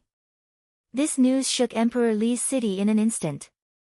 Some big news made its way out from the residence of the Imperial Advisor of the Dali dynasty. The Imperial Advisor was going to take on another disciple personally. This news shook Emperor Li's city in an instant. The Imperial Advisor's reputation was so excellent that even the four kings could not suppress him. He was as noble and prestigious as the Prince Regent, and as strong as King Tiandao. One of these men was Emperor Li's uncle, and the other was his brother. Neither of them could suppress him. He truly was subordinate to only one man, and above tens of thousands. Each of the Imperial Advisor's students was also outstanding. Lu Chuan, who had seized victory for Emperor Li's realm at the Empty Realm 10 years ago, was one of them. And there were even several disciples above him. Every one of their names was well known throughout Emperor Li's realm. For example, his great disciple Yen Yuan was now at the third tier of the divine path, the tier of unblemished holiness. He almost stood among the greatest cultivators in Emperor Li's realm. After all, there were so few who had achieved the nirvana tier. In all of Emperor Li's realm, there were not even 10. Thus, one who attained the tier of unblemished holiness was already at the top, and far above most. Moreover, some people said that Yan Yuan was at the top of the third tier of the divine path and that there was no one else at this level in Emperor Li's realm who could defeat him. And the imperial advisor's second disciple was also at the level of unblemished holiness. Thus, the imperial advisor's reputation within the Dali dynasty, in reality, was no less than that of Emperor Li's sons. This could be seen from the emperor's son Li Yao's attitude towards Yuan Jin, a disciple of the imperial advisor, at the Battle of Empty Realm. Li Yao was a fellow disciple of Yuan Jin and had great respect for him. And Li Yao was also a disciple of the imperial advisor, but he was not personally taught by him, he was just a registered disciple.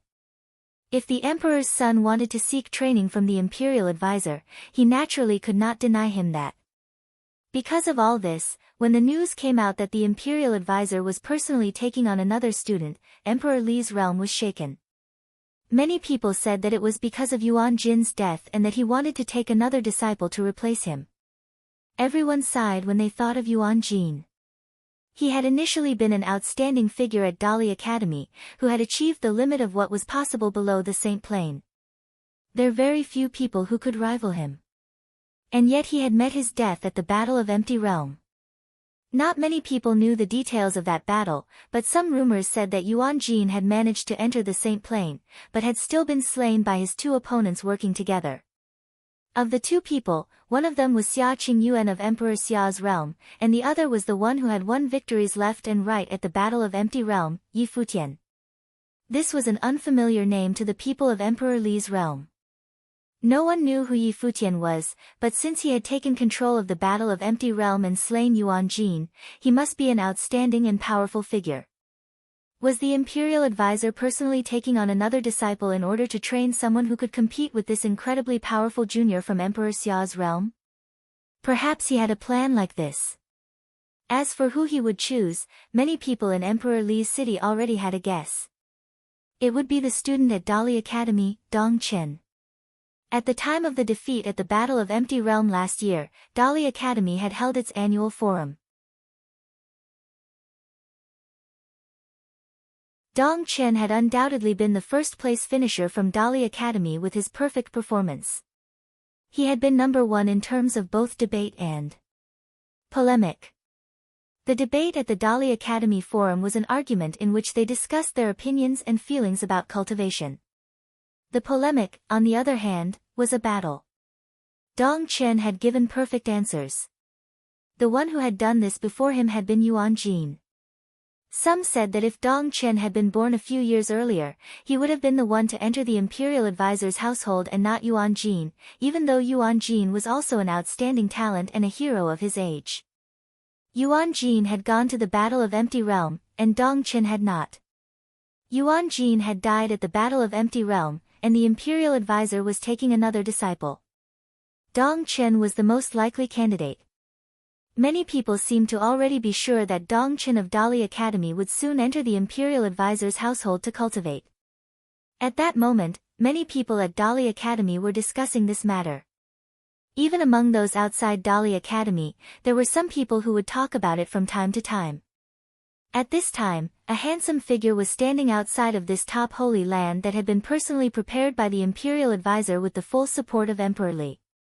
He was looking at the Grand Dali Academy before him. Dali Academy was not old, and standing before it, one could faintly sense that it was full of vitality. The vast majority of the cultivators who came out of Dali Academy were extremely young, seeming to be about the same age as him. But they had all already reached various stages of the sage plane, having left the noble plane far behind. The true heroic figures of the Dali dynasty were all gathered together at Dali Academy. Even members of Emperor Li's own family came here to cultivate. He had let his sons and daughters come here to train, so how could the other noble families dare not to follow suit? Many people noticed Yi Futian standing outside Dali Academy and were quite curious. This young man was extremely handsome. Could it be that he was a student there as well? Perhaps he was a youth who sought to enter the academy. For who in Emperor Li's realm would not want to enter Dali Academy? But even the sons of noble families would not necessarily be qualified to enroll. The entrance exam for Dali Academy was the strictest in the Dali dynasty. There were none others like it. Yi Futian stood outside and sighed inwardly. He had come to Emperor Li's realm from Emperor Xia's realm. Upon seeing the differences between them, he had realized that Emperor Li's realm's sense of unity was greater than that of Emperor Xia's realm. The imperial advisor seemed like someone who possessed great talent and bold vision. At that moment, a sword was suddenly shrieked beside Yi Futian, and everyone who was outside Dali Academy was instantly drawn to him. And those disciples inside Dali Academy looked at him sharply. This man dared to draw a sword outside Dali Academy.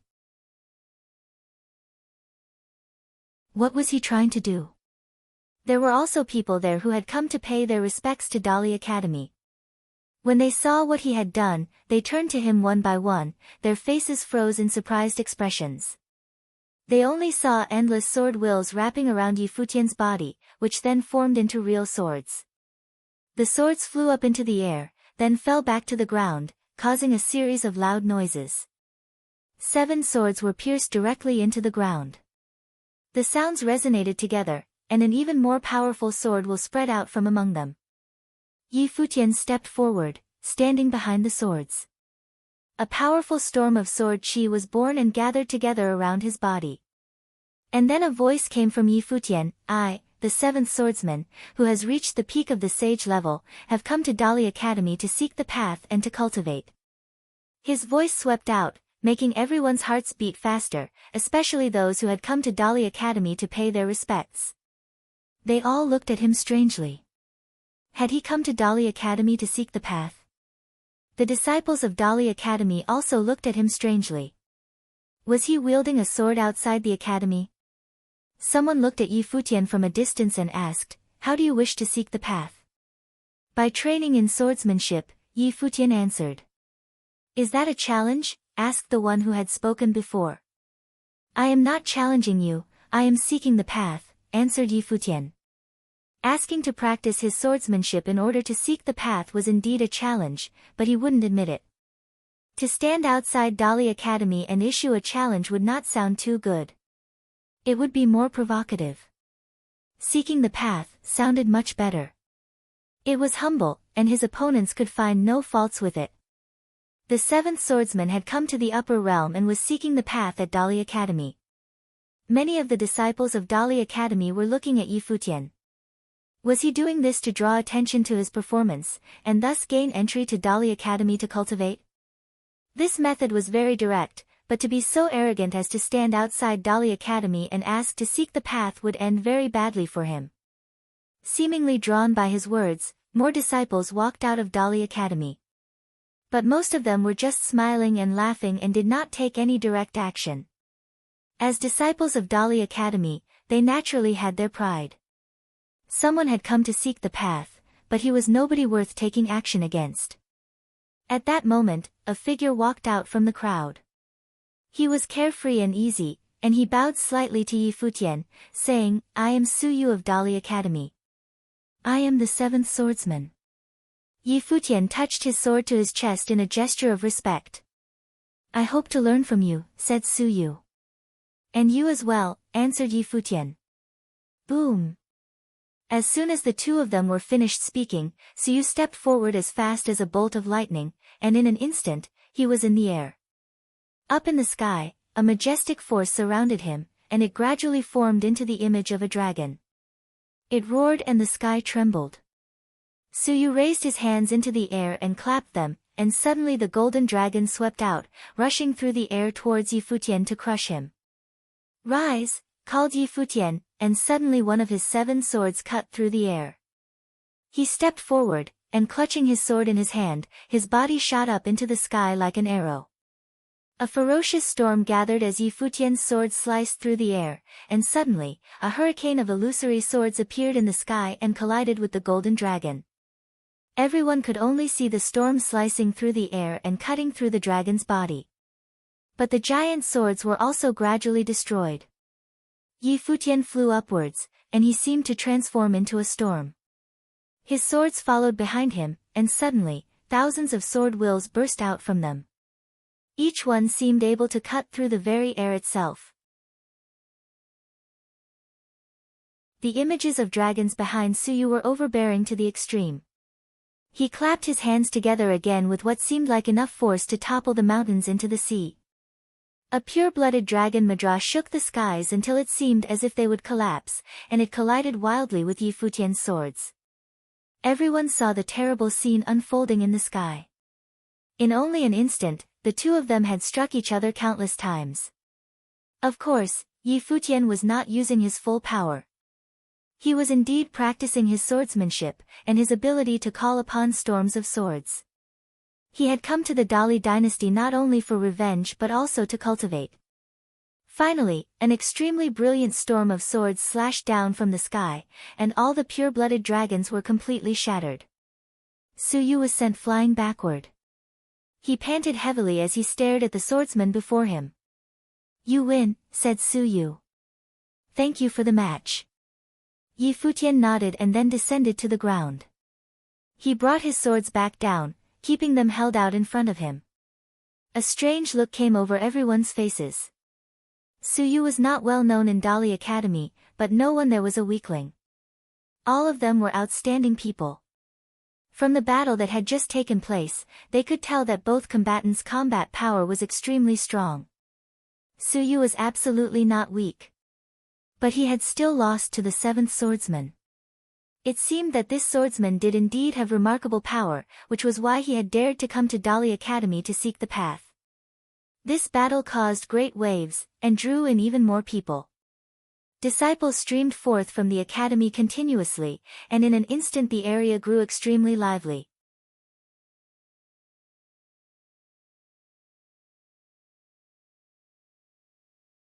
Chapter 1105. Someone had come and was standing outside Dali Academy, challenging people to fight and talking about seeking the path. Although many people inside Dali Academy scorned him, they did not care about him and thought that he was nothing more than someone who was trying to please the public with his claptrap. He was doing this because all he wanted to do was enter Dali Academy to cultivate, nothing more. But some powerful figures walked out of the academy and gave a bit of attention to him. If he wanted to seek the path, they would fulfill his wish.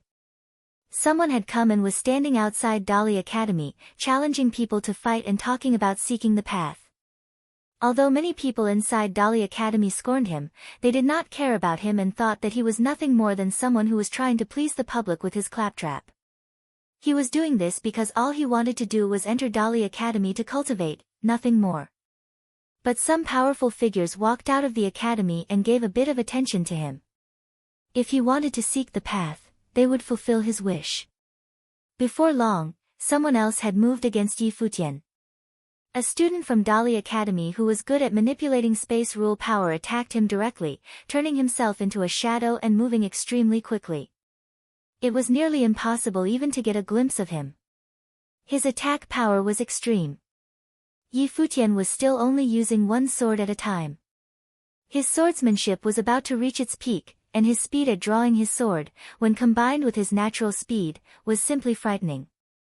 He was able to block the disciple of Dali Academy's attack completely. In the end, his sword slashed through the air, and the disciple of Dali Academy fell in defeat. Many people decided then and there that this swordsman who had come seeking the path was incredibly powerful. And why did he have 7 swords in front of him? Could it be that they represented 7 different kinds of swordsmanship? For each fight, he only drew one sword. Did that mean he was not using his full power in any of the battles? Before long, the third challenger attacked, seemingly to confirm everyone's suspicions. Yi Futian still only used one sword to defeat the man from Dali Academy who was attacking him. This swordsman who had come seeking the path had won 3 times. For a time, the disciples of Dali Academy all had solemn expressions on their faces. It seemed that this swordsman had not just come to boast emptily, but had truly come to seek the path and to use the disciples of Dali Academy to hone his swordsmanship. At that moment, a young man wearing golden robes stood among the crowd. His features were sharp as a sword. His deep eyes flashed with different kinds of light that constantly changed. 7th swordsman. His eyes flashed with cold light as he smiled. He looked at the figures behind him and then strode forward out of the crowd. A strange look came over the faces of the disciples from Dali Academy as they saw him come forward. For a time, all became quieter. This person was at least moderately famous in Dali Academy. Your swords are not bad. The man who had walked forward swept his gaze over Yi Futian's swords. But what gives you the guts to dare to come to Dali Academy and taunt us? I will give you 10 seconds to get out of here. When they heard this, everyone looked a bit confused. They had thought he had gone forward to fight. They would never have imagined he would directly ask the swordsman to get out of there. But when they remembered who he was, they all felt relieved. This was just his usual style. His surname was Li. This was the surname of the imperial house in Emperor Li's city. He was Li Xian, a third-generation member of the house of the Prince Regent and the Prince Regent's grandson. When he heard what Li Xian had said, Yi Futian's eyes grew as sharp as swords. He swept his gaze over his opponent. He was familiar with his golden robes, he had seen them in Emperor Li's palace. Seeing his opponent's arrogant demeanor, he could sort of guess at his history. He was a prince of the Li house. Of course, in Emperor Li's city, and particularly at Dali Academy, there was nothing strange about running into someone from the imperial family. If you can defeat me while I wield the sword in my hand, then I will get out of here, Yi Futian said to Li Xian. Li Xian looked at Yi Futian with a bit of mockery in his eyes. His look was full of contempt. He was like someone who had been destined to rule others, mocking a toy that he held in his hand. Boom! A violent aura burst forth from Li Xian, and a group of golden afterimages appeared, stretching out his body. It was like there were countless Li Xians who had all appeared at the same time. The foremost Li Xian appeared right in front of Yi Futian and reached out for him. At that moment, all the swords in front of Yi Futian trembled and resonated together. Not only that, but Yi Futian also felt like his swords were about to be shattered into pieces. Moreover, the space where he was standing was subjected to a ferocious binding power and a terrible shattering power. It seemed like he was about to be crushed. Yi Futian drew his sword, and in a flash, lightning swept out, raging wildly in the air like the light of catastrophe. His sword had given birth to the ultimate catastrophe. Purple lightning appeared before Yi Futian, and space itself seemed to split as his power collided with the oncoming attack. Boom! Crack! There was a loud noise as his opponent's arms seemed to turn golden and slammed into his sword. The sword struck his hand, but he felt the almost saint-like power of his opponent. Boom! His opponent's arms continued forward and smashed everything, including his sword. His arms seemed to have been forged out of divine implements. He had come seeking the path, but Li Xian had not taken this as a training battle. Otherwise, he would not have used the power of a divine implement. When he felt the terrible destructive power in his opponent's hands, Yi Futian left behind many afterimages as he retreated. At the same time, his will spread out from him, and sword will shrieked as a great sword appeared in his hands. Boom! Yi Futian suddenly stopped retreating, then stepped forward. Li Xian felt as if he had stepped right on his heart. In the next moment, the great sword whistled forward. It was incomparably heavy as it smashed into his hand. A loud noise rang out as the great sword left a mark in Li Xian's hand. Even though he had a divine implement there, his arms still trembled violently, and he felt like it was going to break off. He was thrown backward, but Yi Futian continued forward with the great sword following behind him. Li Xian's heart beat wildly as heavy sword wills struck towards him. Boom! Boom! Boom! Violent impacts rang out one by one.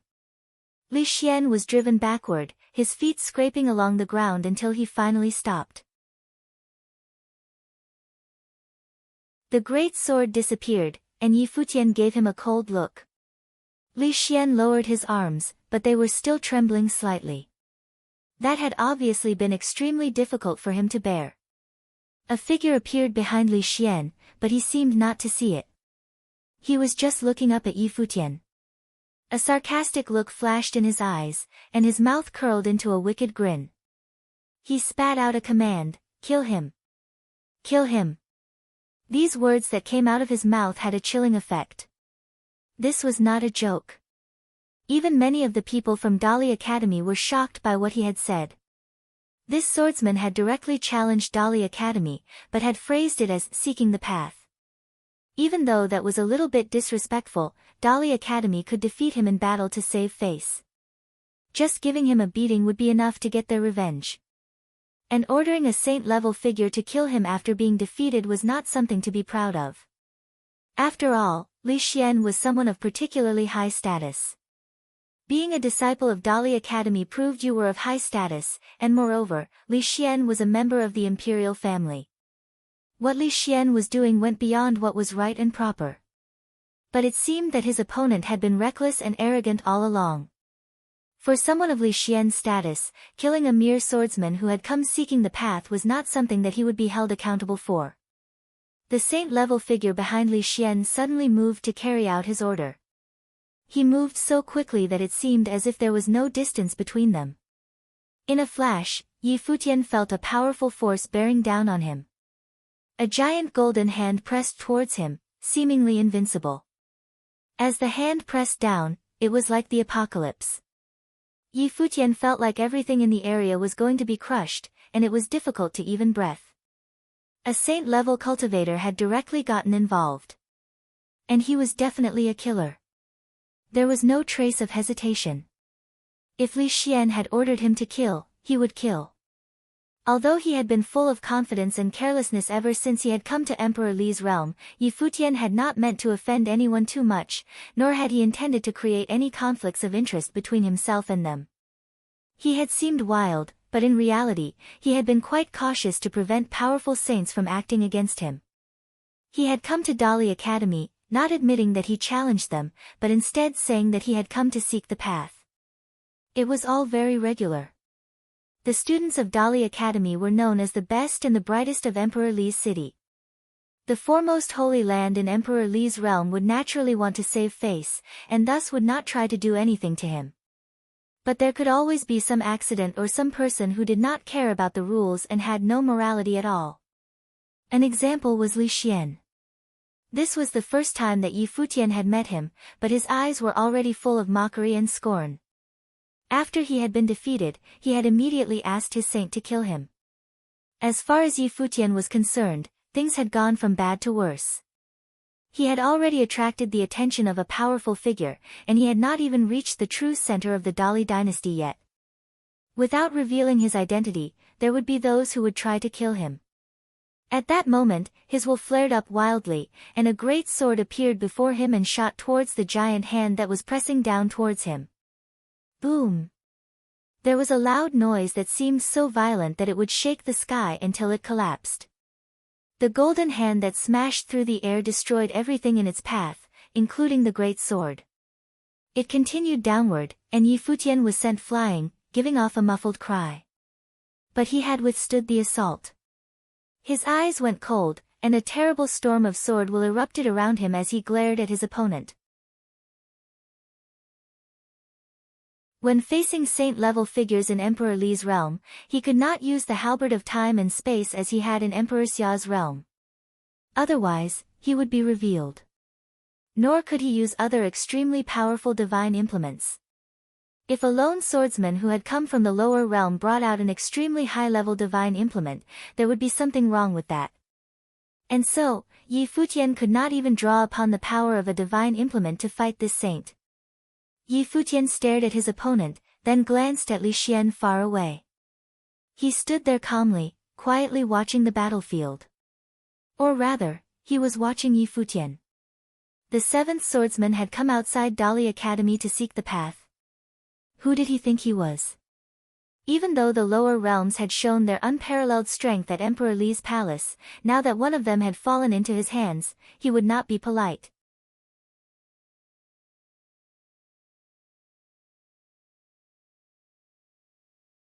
Chapter 1106, the saint-level cultivator saw Futian block his attack and could not help but feel slightly surprised. Those at the level of the divine path were so powerful. Futian was just an enlightened sage. The gap between them should have been enormous. The saint-level cultivator saw Futian block his attack and could not help but feel slightly surprised. Those at the level of the divine path were so powerful. Yi Futian was just an enlightened sage. The gap between them should have been enormous. He stepped forward, and the majesty of the great path swept down, pressing on Yi Futian. Even the many cultivators who were surrounding them and observing the battle could feel the invisible force. But since they were outside of Dali Academy at the moment, the saint controlled the scope of his power. He did not dare to let loose and break anything. He flooded his will into his hand, and another palm print smashed down from the sky, even stronger than the last one. Yi Futian looked up and felt that the palm print crashing down above him would crush everything in the area. A suffocating pressure descended. If it had been someone at the peak of the sage level facing this, they would probably have trouble even moving. But he did not retreat.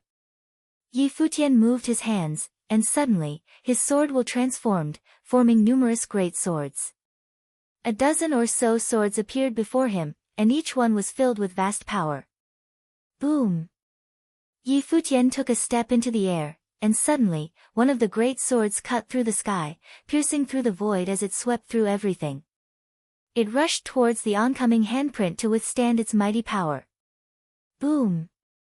He took another step and clapped his hands together with enough force to collapse mountains.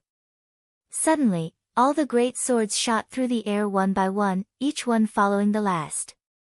The palm print descended, and a loud sound rang out. The great sword at the front was immediately destroyed. The giant hand pressed down with incredible speed, and booming sounds rang out continuously as the air itself trembled violently. Great sword after great sword was destroyed, but the hand did slow a bit, and slight cracks appeared in it. Rumble. Whoosh. Yi Futian took a step forward. The last great sword shot through the sky and finally sliced through the hand. But at the same time, the saint stepped forward and descended directly above Yi Futian. This swordsman might be so strong that he could destroy a saint-level palm print, but destroying a palm print was all that he had managed to do. The saint's hand pressed down like a millstone, and suddenly, a frightening golden storm appeared, destroying everything below it. Go! Yi Futian pointed up into the sky, and suddenly, all the sword will surrounding him shot up into the air. The swords shone brightly, and everything between heaven and earth seemed to be filled with swords. There was no trace of Yi Futian. Illusory swords? The saint-level cultivator was uncertain. The golden storm continued to press downward, and the illusory swords were violently destroyed. Devastating pressure descended on Yi Futian that tried to shock him back down to the ground. But as he fell back, Yi Futian reached out with his hand, and suddenly another sword appeared. As he pulled out the sword, his figure disappeared from where it had been. He firmly cut through the pressure that was coming from his opponent and managed to escape. At that same time, Li Xian felt a strong sense of threat descending. In the next instant, he saw Yi Futian waving his blade of light off in the distance. In a flash, he appeared before him, swift as a cloud and smooth as water. This was spatial swordsmanship. Sword will billowed from Yi Futian, and Li Xian went flying backward. But he could not outrun a sword. He could only stretch out his hands and clap them in front of him. His eyes were cold. Did he want to take care of him in a single instant? A divine implement protected his body, and a divine implement also covered his hands as he grabbed Yi Futian's sword. The sword slammed into his hands. Li Xian tried to yank it away, but he only saw golden light flashing by. The sword pierced through his hands and cut open his defensive light curtain, plunging towards his throat. In a flash, Li Xian felt a bit of coldness at his throat. He suddenly stopped moving his hands. His body stayed in that strange posture as he stiffened up. At the same time, the saint stepped forward and landed close beside them. He had felt it when Yi Futian had slashed him with his sword, but it had only slowed him down a little. As long as Li Xian could block his sword, it would give him enough time. But clearly, Li Xian could not block even a single blow. As the disciples of Dali Academy beheld this scene, they all looked shocked. While facing that assault of a saint-level cultivator, he had fled the battlefield and with a single sword stroke, had gained mastery over Li Xian's life and death. That sword could truly be called amazing. This swordsman who had come to Dali Academy to seek the path was truly formidable. Let him go. The saint stepped forward. Yi Futian did not turn to look at him. Sword will billowed out from him as the tip of his sword touched the skin of Li Xian's throat. With only a slight movement, he could pierce through his throat and end his life. Li Xian tilted his head slightly. His face did not seem too disturbed as he felt the coldness at his throat. He slowly put down his hands and lowered his head, but he still stared at Yi Futian with eyes full of coldness and pride. He was indeed worthy of being called matchless in the lower realms. He had defeated the swordsman of Sword Mountain and was able to control him with a single sword. That was amazing. My name is Li. Li Xian stared at Yi Futian as he said this. That is a good sword you have there. Take it away from me, and I will let you leave. Yi Futian kept his sword in place. He looked at Li Xian and said, Why did you attack me? How could I let Dali Academy be so easily humiliated, said Li Xian proudly. Yi Futian saw that his opponent had remained calm all along, especially when giving the order to kill him. This was not because he had taunted Dali Academy. Moreover, he had come seeking the path and had said nothing humiliating. If Li Xian were genuinely thinking of Dali Academy's honor, he would not have had a saint try to kill him after losing. Li Xian was lying. But this was his first time meeting him, and there was no conflict of interest between them. Then why would he try to kill him? However, judging by Li Xian's attitude, it would probably be impossible to ask him the reason. And in any case, it would be meaningless to do so. Let him go. The saint stepped forward again. His aura was frightening. Sword wheels swirled around Yi Futian, and he moved the sword forward, pressing it bit by bit into Li Xian's throat. He looked back at the saint and said, If you take another step forward, I can't promise you that my sword won't pierce through his throat. Blood trickled down Li Xian's neck. He felt the coldness there, and his eyes changed a little bit, going very cold. If you don't take your sword away, I can't promise that you will leave here alive today, Li Xian said. As he said this, his throat grew colder, and the sword pressed further in. His skin crawled, and his face went a little pale. He gazed fixedly at Yi Futian. I promise that you will die before me, said Yi Futian coldly. Also, someone who called in a saint to help him after he had already lost's promises have no weight. So, you can shut up now. Li Xian obediently shut up. The sword was already in his throat, if it went any further, it would kill him. He could do nothing but close his mouth. All was suddenly silent outside Dali Academy. A group of figures flew through the sky. The headmaster of the academy had heard the news and had hurried over. As the people arrived and saw the scene before them, their faces changed. Although this Li Xian was not an outstanding cultivator there at Dali Academy, he was still surnamed Li. If he died here, it would certainly bring them no end of trouble. But that swordsman's sword did not move even a hair. He stood there still. They seemed to have entered a stalemate. Yi Futian did not know what would happen after he let Li Xian go. So, before he could guarantee his safety, his sword would not leave Li Xian's throat. Li Xian has wronged you in this matter, but why don't you let him go first, the saint of Dali Academy said to Yi Futian. I have heard that Dali Academy is the best holy land for cultivating in Dali. That is why I came here to seek the path. However, after I defeated this man, he ordered a saint to kill me. I had no choice but to do this. I ask you, Elder, if I let him go, will you swear on the honor of Dali Academy that you will guarantee my safety, asked Yi Futian. The saint was silent for a moment after Yi Futian had said his piece. Li Xian had a special status. He was a descendant of the Prince Regent. If he wanted to retaliate against Yi Futian, the saint would have no power to ensure Yi Futian's safety. He naturally did not dare to swear this on Dali Academy's good name. Thus, he could only be silent. When a man is angered, the bloodshed he causes spreads far beyond him. And if you cannot guarantee my safety here, then you will be burying Li Xian with me, continued Yi Futian. He kept waiting. Li Xian's face finally darkened. Was what the seventh swordsman meant was that if no one could absolutely guarantee his safety, he would kill him? Many of the people in Dali Academy secretly praised the swordsman. When he was angered, he would spread bloodshed. Li Xian's actions had indeed been too much. If this swordsman had been a little bit weaker, he would be dead. However, other than the most powerful figures of Dali Academy or a great figure from the Prince Regent's household, anyone who tried to guarantee Yi Futian's safety would be talking nonsense. "Are you the seventh swordsman who came up from Emperor Li's palace with Lu Chuan and the others?" asked one of the elders of Dali Academy. "Yes," answered Yi Futian. A look of surprise suddenly came over everyone's faces. The one who Li Xian had tried to kill was the foremost of those chosen from the lower worlds by Lu Chuan.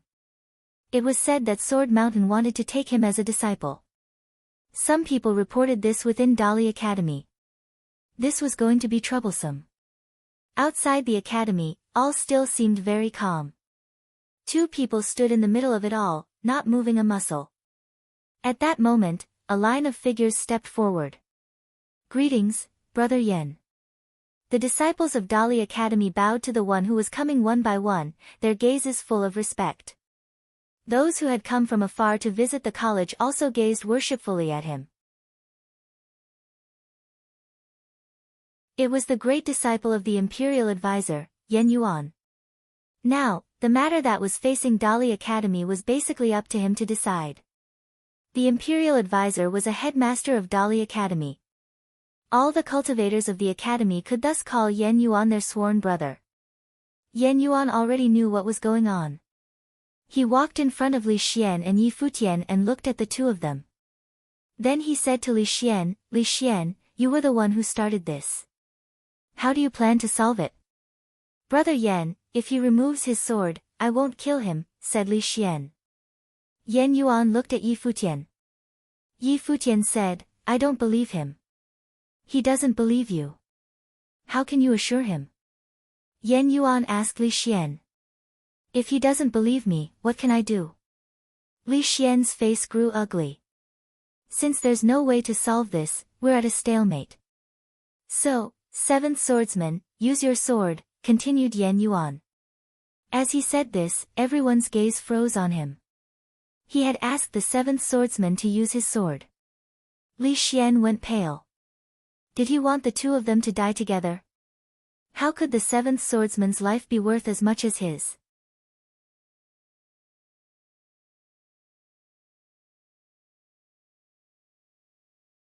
Chapter 1107, a strange expression came over Yi Futian's face. He was shocked. A strange expression came over Yi Futian's face. He was shocked. Yen Yuan was the disciple of the imperial advisor, and a saint at the third tier of the divine path, unblemished holiness. According to the records at Emperor Xia's palace, it was highly likely that he was at the peak of this level. Li Xian was of the blood of Dali. He had been brought here to the upper worlds by Li Xian's sworn brother Lu Chuan to cultivate. No matter which way he looked at it, Yen Yuan should be trying to mediate a solution, not asking him to use his sword. If he used his sword, there was only one possible outcome: both he and Li Xian would die. Yi Futian glanced over Yen Yuan and saw that he was wearing only a simple robe. His was like brilliant jade, and his figure was slender and elegant. At that moment, his eyes were calm, without even a hint of disturbance.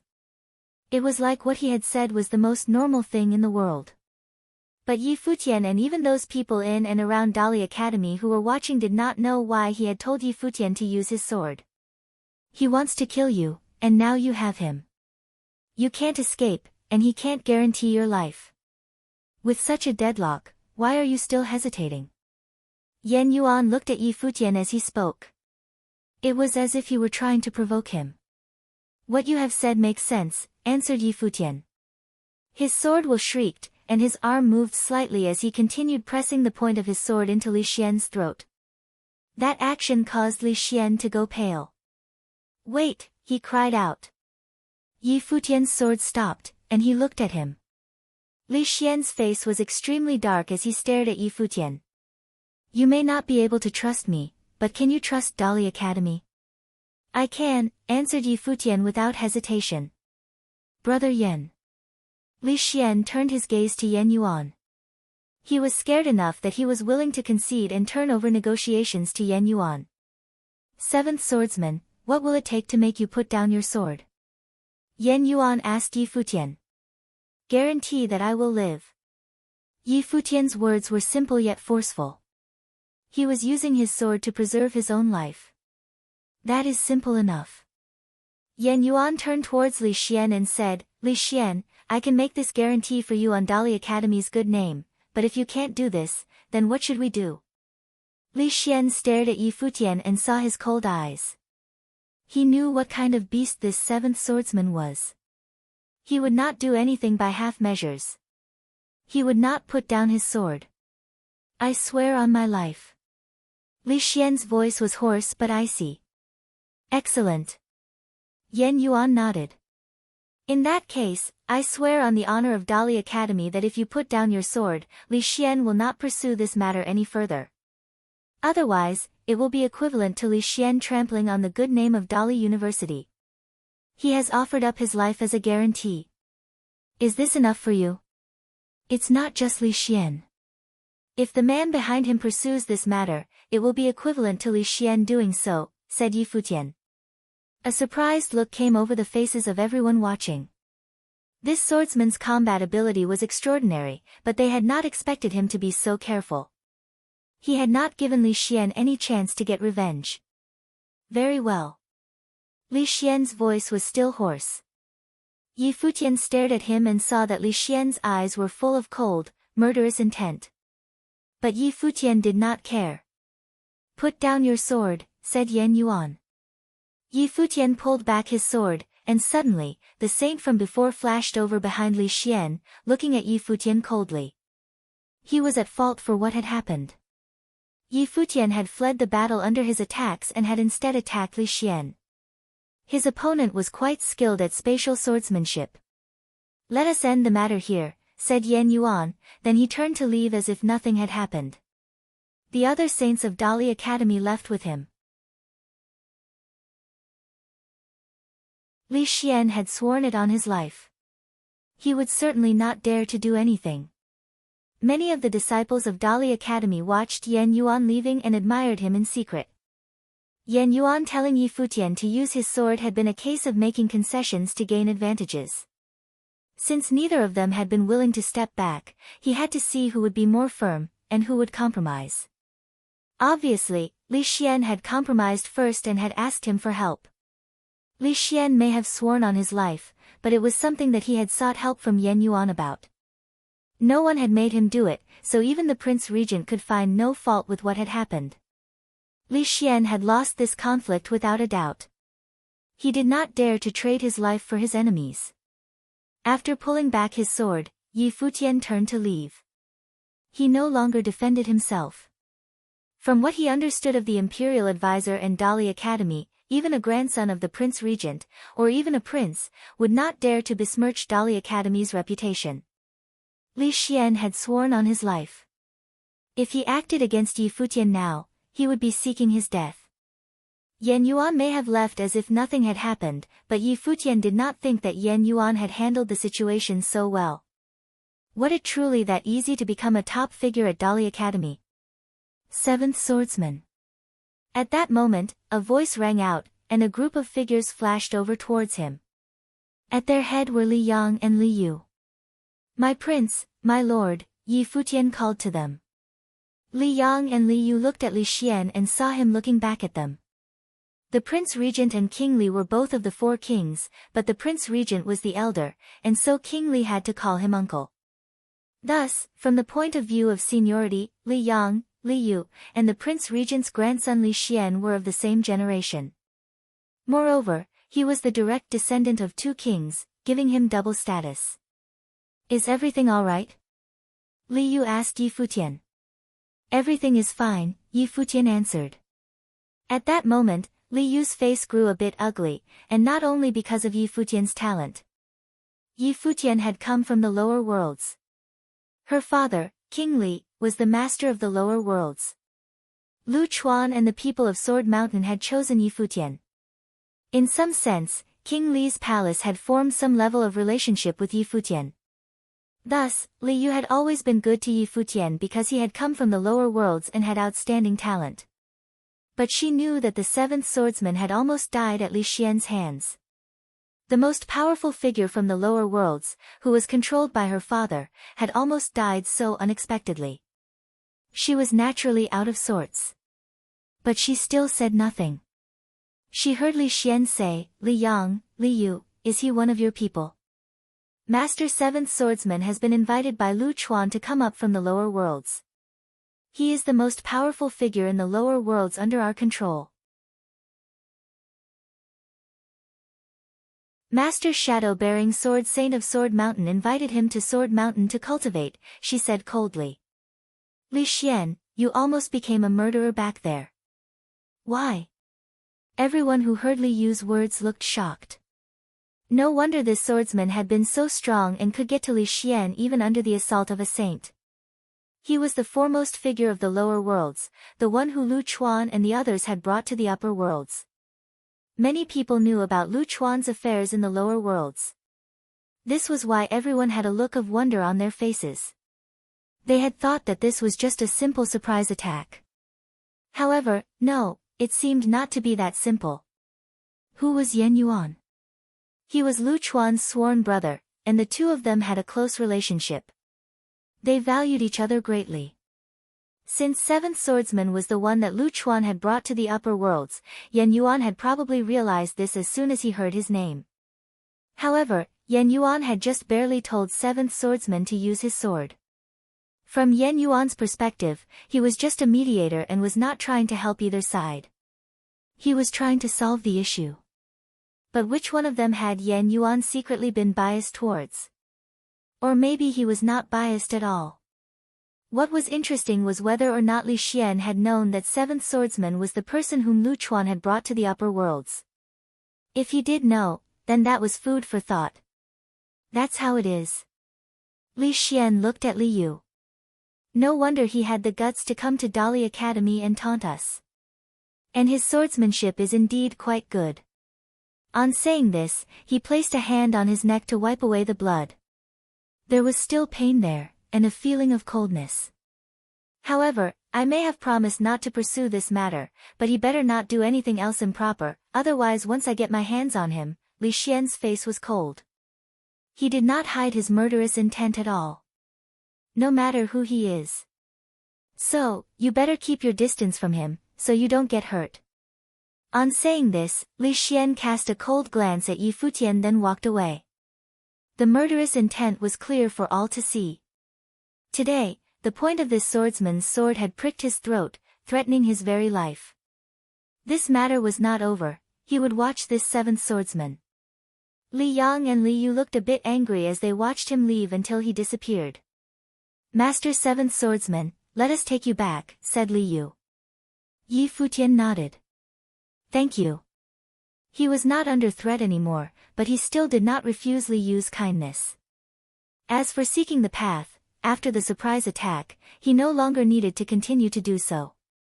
The group of them left, and the disciples of Dali Academy and the cultivators around the academy dispersed. They all went to look up a certain name, Seventh Swordsman. Yi Futian flew through the air with Li Yu and the others. "Who is Li Xian?" he asked. He had looked up the top powers in Emperor Li's realm in the scrolls, but it was impossible to know everyone in the imperial family. From the moment that Yan Yuan had told him to use his sword, he had realized that his opponent was not a prince. He must be another descendant of the imperial bloodline. But he still did not know his actual identity. "He was not of the blood of King Li, he is the grandson of the Prince Regent," said Li Yu. "Li Xian always does things very casually and is a bit wanton, but I would never have thought he'd try to kill you." The grandson of the Prince Regent, Yi Futian thought to himself. No wonder he dared to be so wanton.